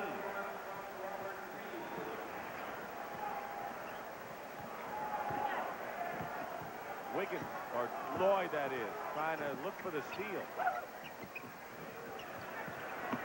Parrish. 9 for Parrish. Reed to Olajuwon. Parrish is playing his most aggressive ball of the series. Dennis Johnson. Parrish running the floor. Lloyd picks him up. I tell you, Parrish is the perfect guy to guard Olajuwon. He's got muscle, and he's got those long arms and a little size on Olajuwon. Winding down to 4 minutes remaining in the period. McHale. And a foul. No basket. Foul before the shot. And it's on Ralph Sampson. Bill Walton comes back in the game. Sampson's picked up a fall like a starter. Get the starting blocks, Dick. Shoot the gun. Here I come.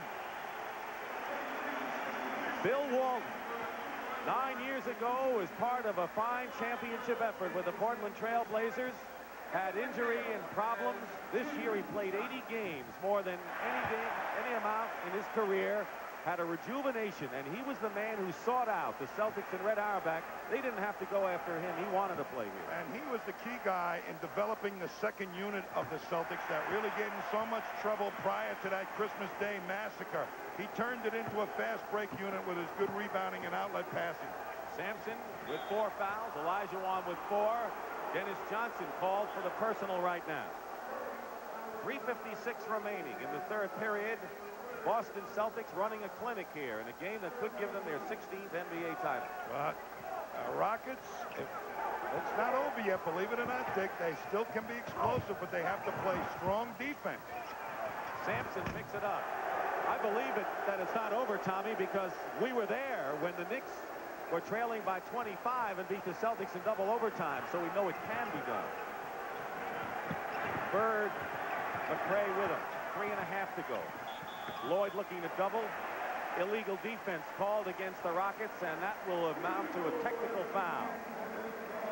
Jim Peterson was called for the illegal defense. Now, I don't think that sign was necessary. Bird will shoot the technical foul. Ralph, I think, just lost his cool completely in that 5th game. But, you know, you remember, you played on a lot of championships here when they only had 8,000 fans. In those days, basketball wasn't king. So I think they may bring their signs, but that's a testimony to the basketball crowd in this town. Bird to McHale on a pick and roll and a foul, and the Celtics are doing it just the way they have it on the playbook. When Bird gets the ball and starts making his move and gets the defense moving, he makes something good happen 90% of the time.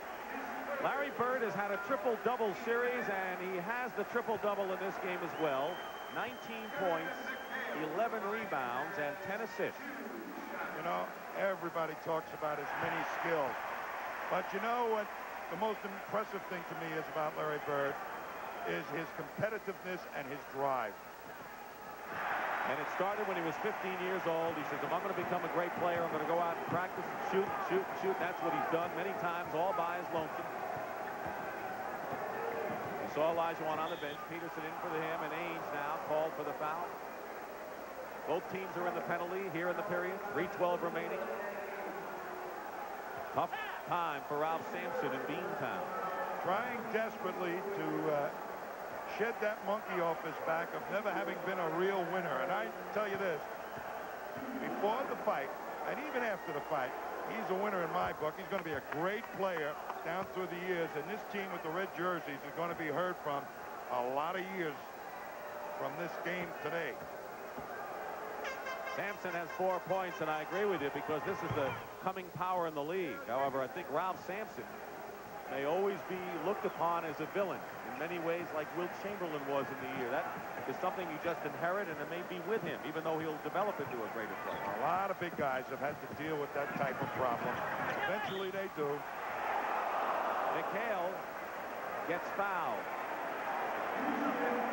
Kevin McHale has had a great start and has kept it up since the beginning of the game. Well, Kevin McHale in this series did not really have that decided advantage at the power forward spot that the Celtics kind of count on. They've kind of sort of hung around him scoring-wise, but in this game, he's been outstanding. Jim Peterson, Hakeem Olajuwon, and Ralph Sampson, all with 4 personal fouls. Lead is 22 for the Celtics. Their biggest lead was 23 in a timeout. Bill Fitch has to say something to his team to get them going. They're still in the 3rd period. Unbeaten Henry Tillman makes his first title defense against hard-punching Bert Cooper. Plus a visit with Refrigerator Perry next weekend on CBS Sports Sunday. Back here at Boston Garden, Dick Stockton and Tom Heinsohn. And, of course, Tommy, remember what Bill Fitch said. He'd like to get it down to 10 starting the 4th period, then he'll go to work. Instead, the Celtics have upped their lead. Well, the Celtics well know that the 4th quarter in this building in a key ball game, and particularly against a team that has a fast break potential, they wanted to get well out in front so that they could keep their legs underneath them in the 4th quarter. 28% shooting by the Rockets, the Celtics at 50%, but Ralph Sampson has yet to give any indication he's going to be a different player the rest of the game, and they're going to need him, Ralph, to do something, to do anything if they're going to make any comeback. Well, if they don't get Olajuwon back in here soon, regardless of the fouls, you got to go out with your best. 27 for Kevin McHale. Bird has 20. And there's Sampson. 6 points for Ralph Sampson.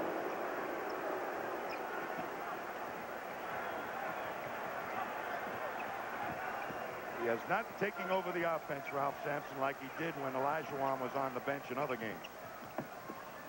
Ames looking inside, and Peterson picks it off. Peterson beating Lewis Lloyd. Misses the jumper. Dennis Johnson the rebound. The Rockets are not making their shots, which makes their effort tougher. And I'll tell you, if they're taking a good one, 2 of the Celtics never got back on defense. McHale and Bird, they look like they're getting a little tired. So this is the chance for the Rockets, if they can, to start to pressure them. 2 minutes to go. Bird missing. And Robert Reed outlets to Lloyd. And Lloyd can't save it. Another opportunity on a running situation goes by the board. Well, that is the area that I think needs to be buttoned down for the Rockets in the future. Rebounds and quick outlet passes. Here's Jerry Seasting as Danny Ainge goes to the bench and gets a hand. Ainge has scored 12 points, 7 of them here in the 3rd period. And some feisty defense, too, on those double teams. 1:45 remaining in the 3rd. Walt charging inside. Sampson with Bird. Walton setting a pick. Double team on Bird. Walton goes up, and it's knocked away by the Rockets. Bird saw Walton after he was doubled. But Walton had a hold up between the doubles, so Bird would have an alley to make the pass. Seasting low. Good position to Walton. Goaltending called against Ralph Sampson. Give the basket to Walton. Well, that was an out-and-out dumb play. You should have gone for the shot just as it released from Walton's hand instead of waiting for it to come down. 23-point lead. It's been the biggest the Celtics have had. 2 occasions. Sampson double team. McRae inside. And will be fouled. 1:15 to go. And for Bill Walton, that'll be his 3rd foul. You know, it's amazing. You look at Walton. What an enjoyable year. He says this has been his best experience. He said winning here at home at Boston Garden would be his greatest. But we went to the Clippers, and it looked like that we had seen the last of Bill Walton playing for a championship. I tell you, he has provided more than just a 7-foot frame to this ball club. He's provided fun. He's fit in right from the beginning with this team. His personality blended with guys. He went over to Parrish's house to make sure that Parrish understood he wasn't trying to steal his job. So he's come to play and fit in and do his job, play 20 minutes a game. And he can play chess in Harvard Square. Yes. Can you? I don't know about Harvard Square, but we can play chess. Winding down to a minute to go. In the third period, 80-59. So the Celtics have had the edge once more in the third period. 21-point lead. Bird. Dennis Johnson over Sampson. And here's Reed. Reed still pushing it up for the Rockets. They're a chance. Lewis Lloyd goes up. Peterson. Block. Peterson was looking for the foul. Darryl Garretson said it was a block. I tell you that Peterson was the third man up. He's still hustling. Rockets have young legs. They may go down today, but they'll go down with the young legs. Under a minute, half a minute to go. Bird, foul. I gotta tell you, that's really drawing a crowd.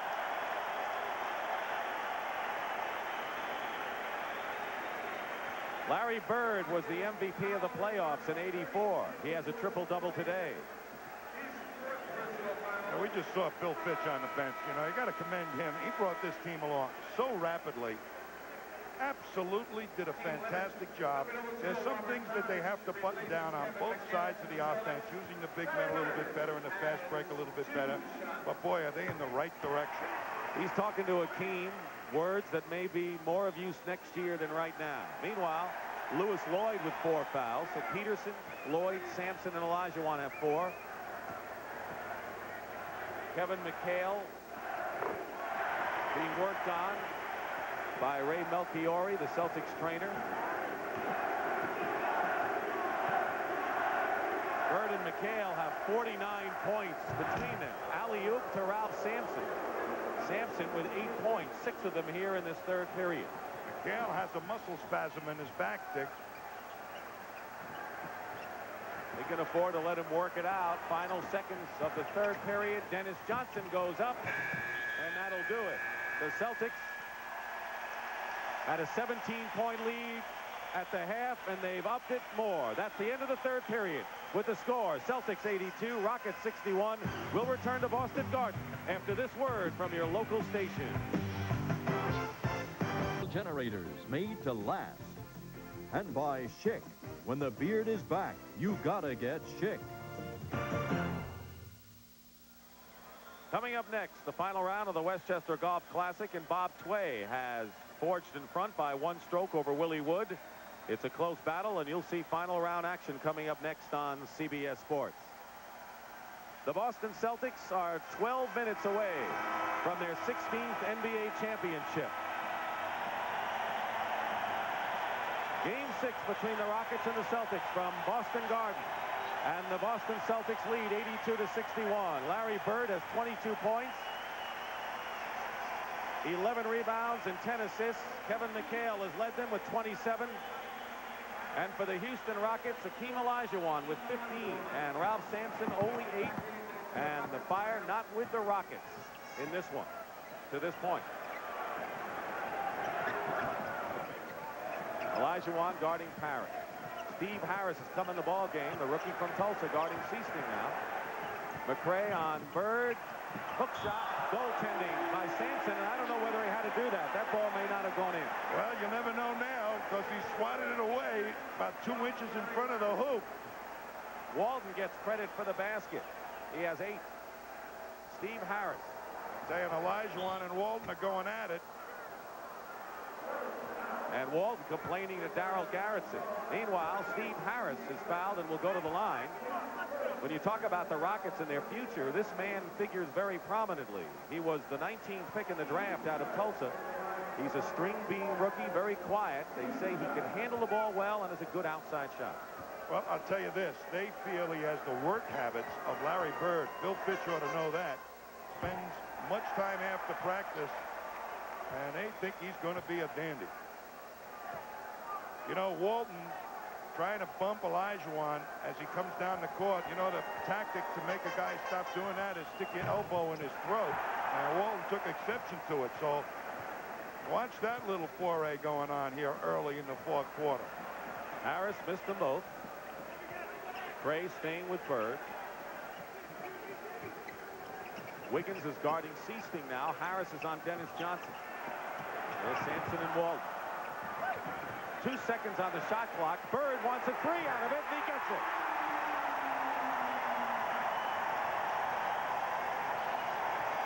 He had very little time on the clock. He didn't care. He ran for the line and shot it up and got the three. Walton with the rebound. And sometimes, many times, those three-point shots break the back of the opposition. Particularly like that, Dick, the clock was running out. They played pretty decent defense. I think Bird said, how about this? In your face or whatever. Walton pulling up. Banks it in.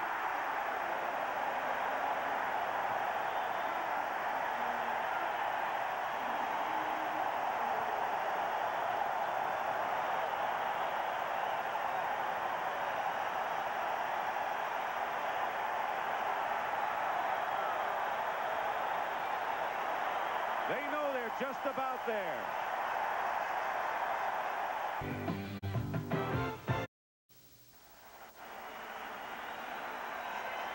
We're back at Boston Garden, and the crowd has been on its feet, all in green, and the green might as well start putting that banner to hoist it up. Right now, let's go out to Pat O'Brien.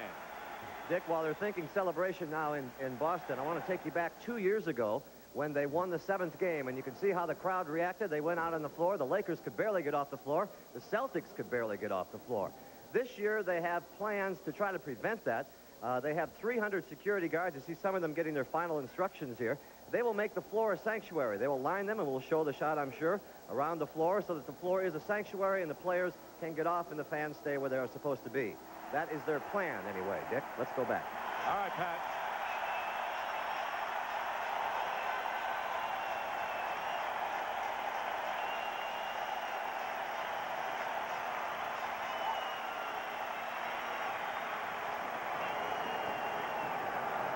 Rodney McRae guarded by Bird.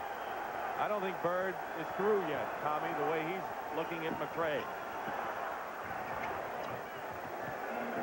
And Steve Harris gets the basket. Big edge for the Celtics up front. Big edge. Under 10 minutes remaining. Seasting for Bird's foot. Walton to Parrish.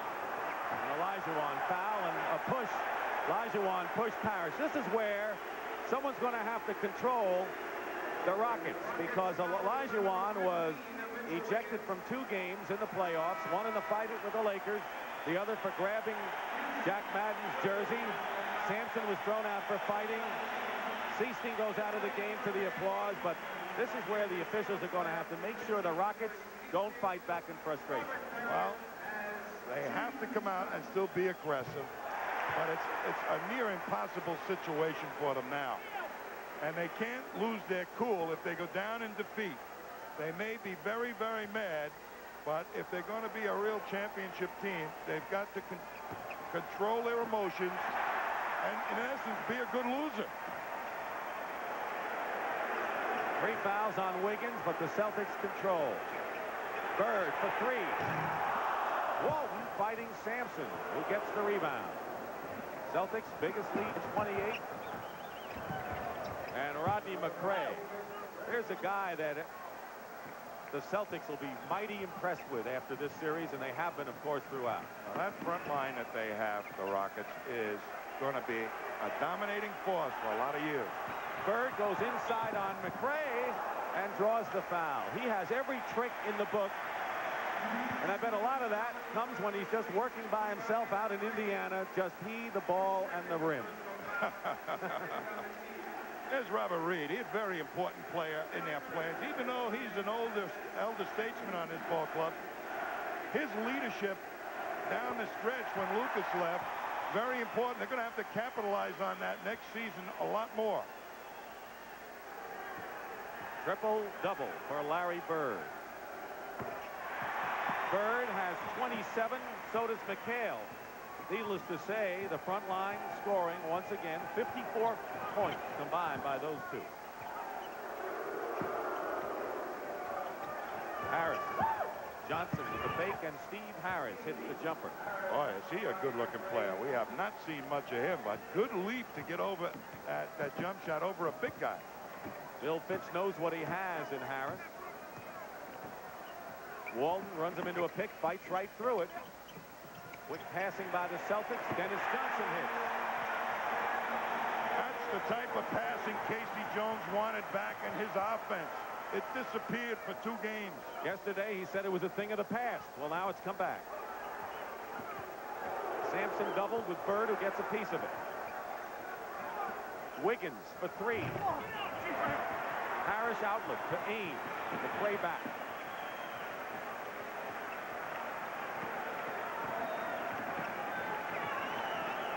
Celtics have not had any kind of a letdown ever since the Rockets scored 11 points to come within 1. They have kept up a tremendous level, Tommy, from that point on. And Robert Parrish has been outstanding on defense today.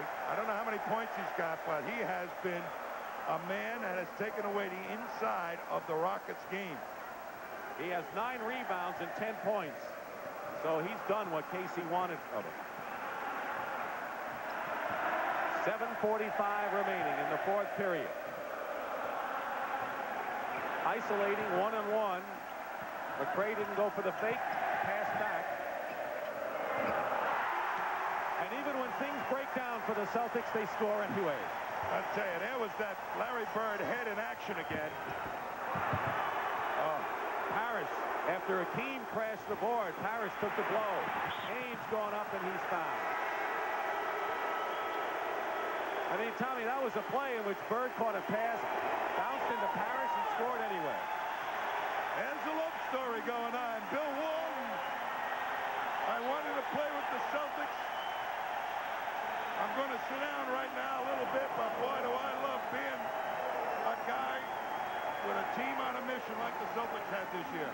When you get to his stage in his career, you don't care about individual numbers and stats. All you want to do is try to win a championship, because that's what it is. 5 fouls on Ralph Sampson.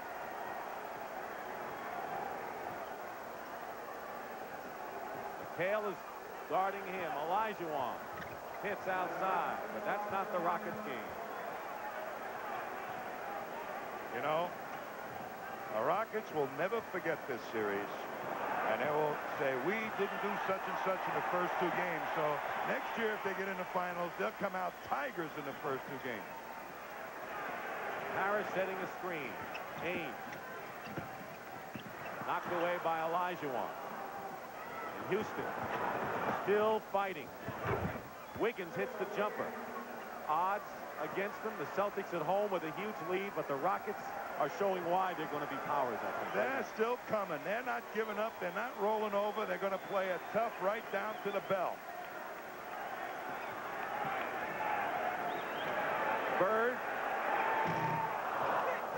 And Sampson gets it out to Wiggins. Harris.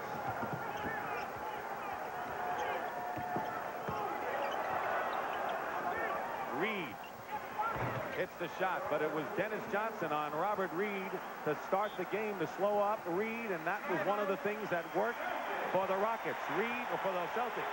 Reed 2 for 9, and there's a timeout. This is Causeway Street out in front of Boston Garden. Just an ordinary Sunday, but this place will be mobbed as soon as this game is over. And meanwhile, in the Celtic dressing room, they are starting to pop the corks and get ready for the celebration. They've had a lot of them, and another banner tacked up here at Boston Garden, their 16th world title. Big addition to the club this year was the redhead, and the guy next to him, Jerry Seasting, and how sweet it must be for both of them. You know, not too many of the Celtic championships were really won at home, or quite a few of them on the road.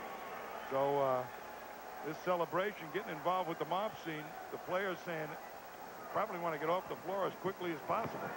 When the Celtics beat the Rockets 5 years ago, they won it in Houston in Game 6. Before they changed to the 2-3-2 format, started last year. Olajuwon hustling, knocks the ball away. Meanwhile, Ralph Sampson on the bench with 5 fouls and 8 points. And it just didn't happen for Ralph today. Well, he learned a lesson, and he's smart enough to profit from it in the future. Bird will inbound. Yesterday, Larry Bird said, I'm ready for the game, and when I'm ready, the other guys usually follow me. And that's why I asked you at the outset about his role today. McHale inside, and Reed lost it to Ames. 5:38 on the clock.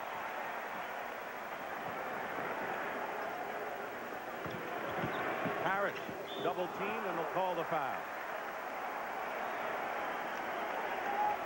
Here's Lewis Lloyd. Lloyd played his best game today in the series. I think Lou Lloyd, Bill Fitch said he had a little physical problem, a rash, a cold.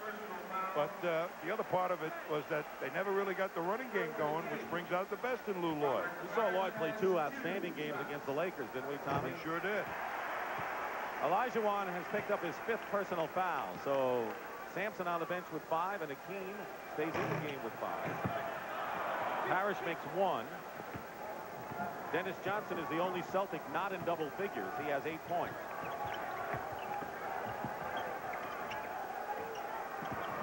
Peterson.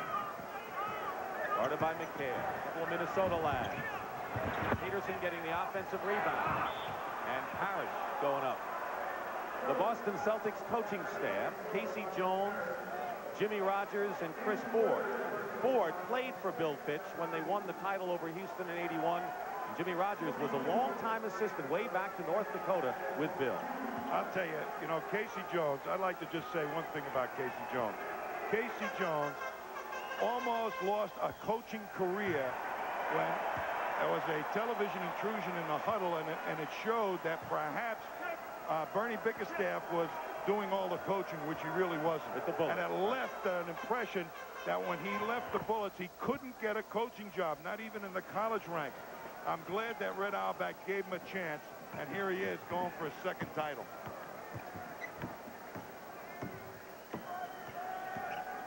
.60 wins, 4 seasons. On his way to his 2nd title, Ainge. 15 for Danny Ainge today. 100-74. 26-point lead. The Celtics had it up to 30. And the Rockets coming right back. Robert Reed. That was a 2-point shot. Wiggins still going after Johnson like the game was tied. Dennis Johnson missing. Rebound by Olajuwon. 4:25 to go. Peterson behind his back to Steve Harris. Rockets running and looking good at this stage, even though it's just a matter of time for the Celtics. Now, Boston came out with that dogged determination that years of playoff experience breeds. Ainge from Bird.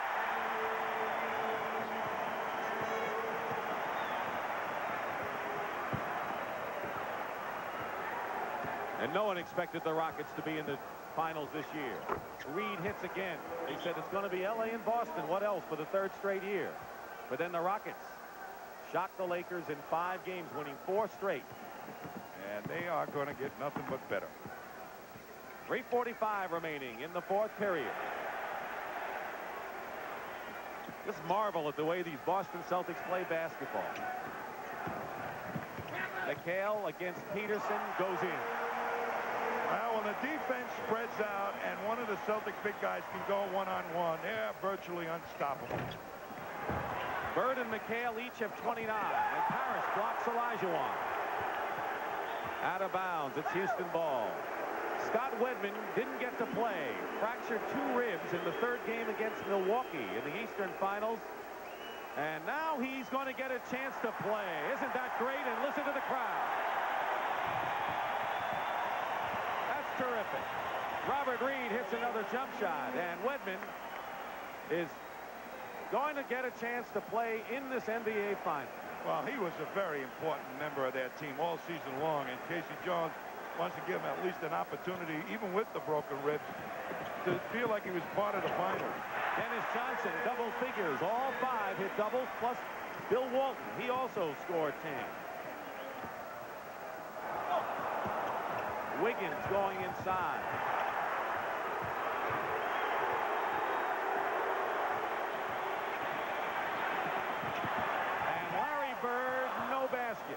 And Reed still chugging. Olajuwon.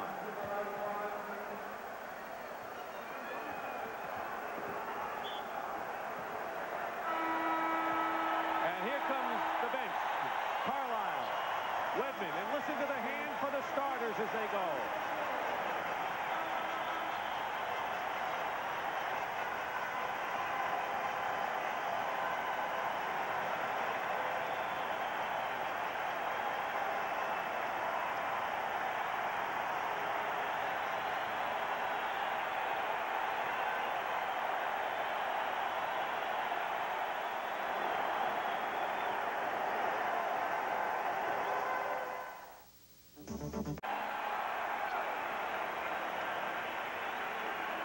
You know, Tommy, on another Super Sunday, the Boston fans were disappointed when the Chicago Bears faced the New England Patriots in the Super Bowl. But on this Super Sunday, they have a lot to cheer about. Another great Boston Celtic effort. You know, there is tremendous camaraderie between these players. They have a lot of barbs going in the locker room, and they pick at each other. They've got very sarcastic humor. They've dubbed Danny Ainge's locker the 19th hole because he's such a golf nut. And they keep kidding him every time he misses a shot. Bird will yell out, "You were short on that shot. Maybe you should have used a 7-iron instead of a 9-iron." Meanwhile, Akeem Olajuwon with a huge disappointment etched on his face. You know, Tommy, you had a great point yesterday about the Celtic policy of not shaking up and keeping the basic nucleus. Elo scored. I think that's one of the reasons for their success. They allow the chemistry to develop, and they keep it for as long as possible. And they don't trade players for the sake of saving a few dollars. They'd rather have the chemistry than anything else. Greg Kite goes up in his foul. Greg Kite is a guy off the bench who had played a key role early in the season in defending Akeem Olajuwon. Danny Ainge goes out of the game to these cheers. Ainge scored 19 points. His best scoring effort today. When he first came to the Celtics, he was primarily a defensive player. That's how Fitch used him off the bench.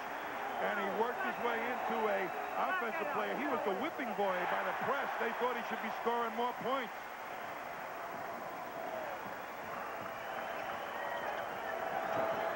Level with Harris and Elo and McDowell and Waiters. And there's Hank McDowell scoring. You know, because Ainge came on the way he did, the Celtics were able to trade Henderson to Seattle and have the #2 pick in the draft coming up. And this draft is a very important draft for the Celtics to try and continue, perhaps with a big guy, as some of the Parishes and the Waltons leave the scene. So Carlisle and Kite and Wedman and third kill and Vincent are in there. Alan Level hits the three-point shot. He's hit 4 of them in this series. 110-91. And Rick Carlisle, who was a teammate of Ralph Sampson's at Virginia, scored. You know, the other thing I got to say, Dick, is the owners of a team are very important. When they let the management work the way they work, you know, if they know basketball, let them do their thing. And I think the Celtics owners have done that, and so have the Rockets. You know, the Celtics have had one basic management guy in Auerbach, but they've had a lot of different owners over the years. Absolutely, and most all of them have listened to Red Auerbach and what he's decided to do, and I think Charlie Thomas down there in Houston has given Ray Patterson carte blanche, and Patterson in turn has given Bill Fitch carte blanche. In 3 years, the Rockets went from 14 wins to 51. That's about a meteoric rise as you could ask for. Carlisle hits again. 2 for 2 for Carlisle. Got a good outside shot. So an opportunity for everyone to play. Level. Misses. Harris.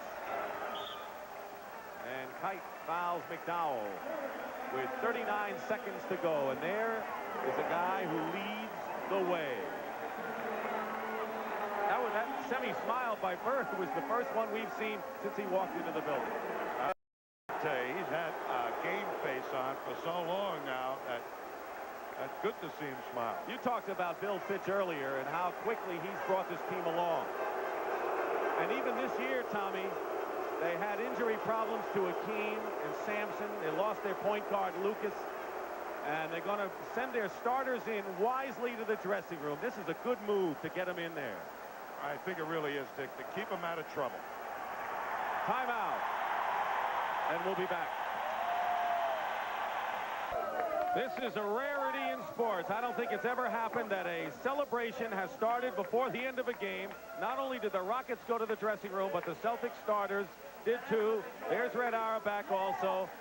Poor Casey Jones will have to wait till the game is over, but I think that's the first time that starters have celebrated while the game was still on, and of course a great move to avoid the crush of the crowd. Yeah, and I want to tell you, because there have been players hurt here, and maybe even seriously. I remember I got dropped on my head. Maybe that's why I thought you said something now. else. I thought you said something else that starts with DR, but I won't. Half a minute to go. Elo gets it away from Thurkill, and this crowd just wants the time to go by so they can let it out. There's the time. Craig Elo going in for the basket. The Boston Celtics will have won their 41st straight home game. Who knew when they lost to Portland in December that would be the only game they would lose all year and win 50 and lose only one on the parquet floor.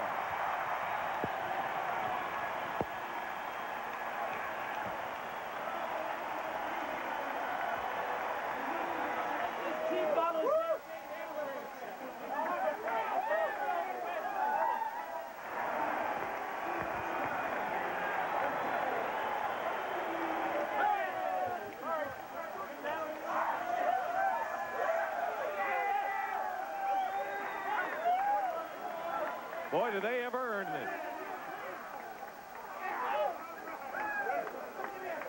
They never looked back this year, Tommy. They were very, very enjoyable to watch this season. Their passing game really harkened back to the 50s when everybody got involved and they truly became a team. They lost on Christmas Day after having a 25-point lead. They had lost 5 out of 9, and then they grouped together, won 17 out of 18, and the Celtics used Christmas Day's disaster to go on and win their 16th NBA championship. We'll be back to Boston Garden with that in just a moment.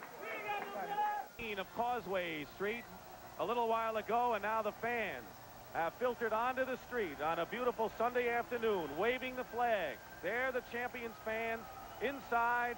They're dancing on the parquet floor. They're a well-behaved crowd. They're just happy. The Boston Celtics have done it again, with Larry Bird and Kevin McHale each scoring 29 points. Celtics never trailed, and this crowd loved it all the way. So the Celtics are the NBA champions. Will return to Boston Garden after this. 16, and here to present the trophy is the commissioner, David Stern. David, congratulations to the Celtics in the city of Boston. 16 out of 40, the greatest winning tradition. You did it with hard work and teamwork. You've earned it. It's yours. Enjoy it.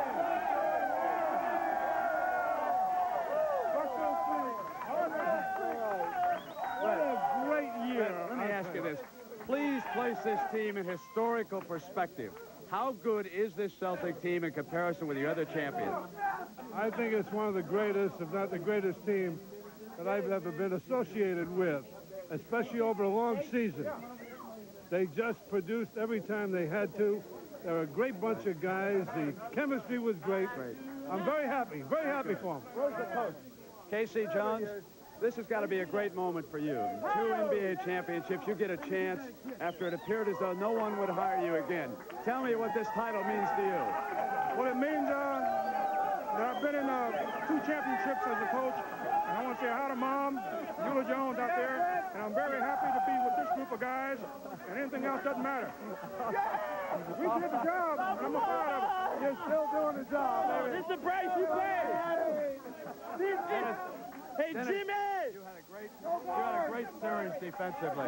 Thank you. Tell me how it unfolded with the team defensively now. Well, defensively, all we had to do, I mean, we came out busting our butts in the third quarters all this time, and we knew once we got back here, we listened to a lot of the talk, and we respond very well to talk. when we got back here, no question we were winning this. Right. When we come back, we're going to talk to the MVP of the finals. Red Auerbach has just handed in the trophy.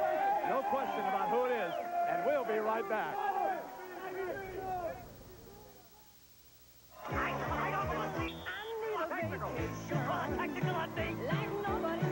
We don't like to lay around after we get beat. We want to go right back to work. And today was too long of a wait for us, but when we got here today, we was very serious. Are you surprised at how Ralph Sampson played so soft in this game today? Well, the fans had a lot to do with that. I think he feels very bad at what happened in Houston, but he came out, and I think our defense shut him down very good. But you got to give the Rockets a lot of credit, as always, because they played very hard. Is Larry Bird satisfied now at this point in his career? As of right now, I am. I know I got a lot of work to do this summer, but we want to repeat next year, of course, but we know it's going to be tough. If we keep on working hard, maybe we can do it again. Larry, when will you pick up a basketball again and shoot it? At least 2 or 3 weeks now. After this, boy, it's going to be 2 or 3 weeks. Right. Nice job. Thank you very much. We're going to come back and talk to Bill Walton, the man who experienced the championship in 1977, and now he's done it again. The championship scene in the Boston Garden where the Celtics have done it again. And Bill Walton, it's been a long time since trips to Champaign. What does this mean to you? Oh, it means 63. Oh, it means everything to me. Gosh, the amount of work, the amount of pain, you know, just the effort to win in all season long. For 9 long years to get back to this moment, it's just unbelievable. And just, I've never been happier, man. I just feel so great. And I just love it. And it's been a long way. Houston's too close to New Orleans, but we came out today and we busted in. We love it. All right, Danny Ainge? Oh, hey, it's just great. I just hang on the coattails of these two big freaks right here. Kevin McHale, you played a very good game today. And Ralph Very good. That was a great gave you game. no Were you trouble at watching? all. I was really determined to try to shut out Ralph. I thought he'd come out and play really hard because of the fans and what happened with the fight with Jerry. So I thought about it all last night, just playing him hard, not giving him anything. And, you know, I tell you what, it's been sweet. The big fella here solidified our team. We had 2 true centers, and away we went. Congratulations, gentlemen. Hey, now. Now let's go upstairs. Dick Stockton and Tommy Heinsohn. Dick. Thank you very much, Brent. And Tommy, your fans are all around you here, but I want you to talk about the Houston Rockets and the impact they have made this year. I think they found that they belong in the upper echelon. They have in talent right there an awful lot of things going for them. They're only operating at about 50% of what their potential is. When they nail down some easy, simple things next season, watch out for the Rockets. I remember a scene a year ago when Jan Volk and Alan Cohen, one of the owners, were sitting in an office. This was 30 minutes after the game was over and the Lakers had won. They were going over the box score like it was a tout sheet. How can we improve? They got Walton, they got Seasting. Those were the missing elements that gave the Celtics their 16th world title. It is no accident that the Boston Celtics win so many championships. They have solid management where other clubs may not. They ought to look to the Celtics. There may be some luck, but a lot of it was skill. And as far as this year's title was concerned, it all started 30 minutes after last year's title. We want to wrap things up right now here in Boston. And for Tom Heinsohn. It was nice of them to win it in the Garden, the 50th victory here this year, and they've only lost once. The bedlam that followed the annihilation of the Rockets was oh so sweet. These are the type of days that you're going to be an old man, an old fart, and you're going to be sitting around, you know, your porch, and you're going to be rocking on your rocking chair, and you're going to tell you like your great-grandchildren. I think I'll be up for a long, long while right here. I may stay up till I get ready to go on the cruise, and that's like on the 21st. This is more than a dream come true. This is everything I ever hoped basketball would be, and I said that before, and I mean it more than ever now. Outside, several fans seized higher ground to lead a willing mob of celebrants. Last year, Game 6, it spelled disaster. The Lakers became the first visiting team ever to win a championship at Boston Garden. But now Causeway Street is back to normal. Normal is green. Normal is noisy. And normal is the Celtics atop the basketball world. The greatest team in basketball. It was an amazing game. This news reporter. Number 1, the Celtics escaped to a private party as the festivities continued on into the night. A banner was hoisted to the rafters of City Hall. A Celtics t-shirt was hoisted to the heavens. And at Faneuil Hall, the music played well into the evening. It's the 16th party of this sort in 40 years of handicapped babies. Get better each time. Joining me now is a man who was Chase. It was interesting. Mayor Ray Flynn. Mayor, Sweet 16, it's a pretty special one. Yeah, it really is. It's an exciting team. I think it's one of the From handicapped newborns. Some flat... And, you know, Boston, people of Boston, the young people of the city are very, very proud of the Celtics. And I think that's why you're going to see a really large show tomorrow at City Hall Plaza for the fans to pay tribute to the Boston Celtics. What have you got planned here tomorrow? I understand there are some gifts, things of that nature that are going to be given. Break the union. Boston will be giving personal, itemized little tokens of the city's appreciation to the Celtics for the pride that they're bringing to Boston. We'll be making those presentations. I just talked to Red Auerbach and Casey Jones. I have to tell you, Ron, they're very excited about this one. This one is something special. Perhaps it was losing last year, and the fans stayed. 1,000 Sears drivers to the people of Boston. Warehouse workers went to it. At least it won't be 9 degrees like it was when the Patriots were here not too long ago. No, I know it. Yeah, no. This morning, awaiting arraignment in what authorities are calling New England. Realizes teamwork, hard work, pride. I think the joint is involvement and attachment to the Celtics of 1986. Okay, thanks very much for joining us, Mr. Mayor. Again, they're expecting people to begin arriving here around 7:30 in the morning, so get here early for a good seat. Reporting live from City Hall Plaza, Ron Allen, News Center 5. Jim, back to you. Heard by now, another championship banner will soon be hanging in Boston Garden. For the Celtics, it's number Sweet 16, earning once again the title of world champs, yesterday defeating the Rockets. Before the final buzzer sounded, the celebrating had already started. Once again, it became official, the Garden outside, the party went outside. The Celtic faithful tied up traffic, paraded in the streets, and savored this wonderful victory. Oh, I tell you what, it's so sweet now, and all summer long when I'm fishing, the beer's a little bit colder and the fish get a little bit bigger. Those stories get a little bit better. If you haven't played on a championship team and you're a Celtic, you kind of feel left out. But now I feel like I'm, part of the Celtic tradition. I'm a Celtic now. I got a championship ring, and, I just feel super. We just came out with one purpose. That was to win the game, and we're not going to let anything, we're not going to let anything take it away from us. Well, as we said, the victory inside.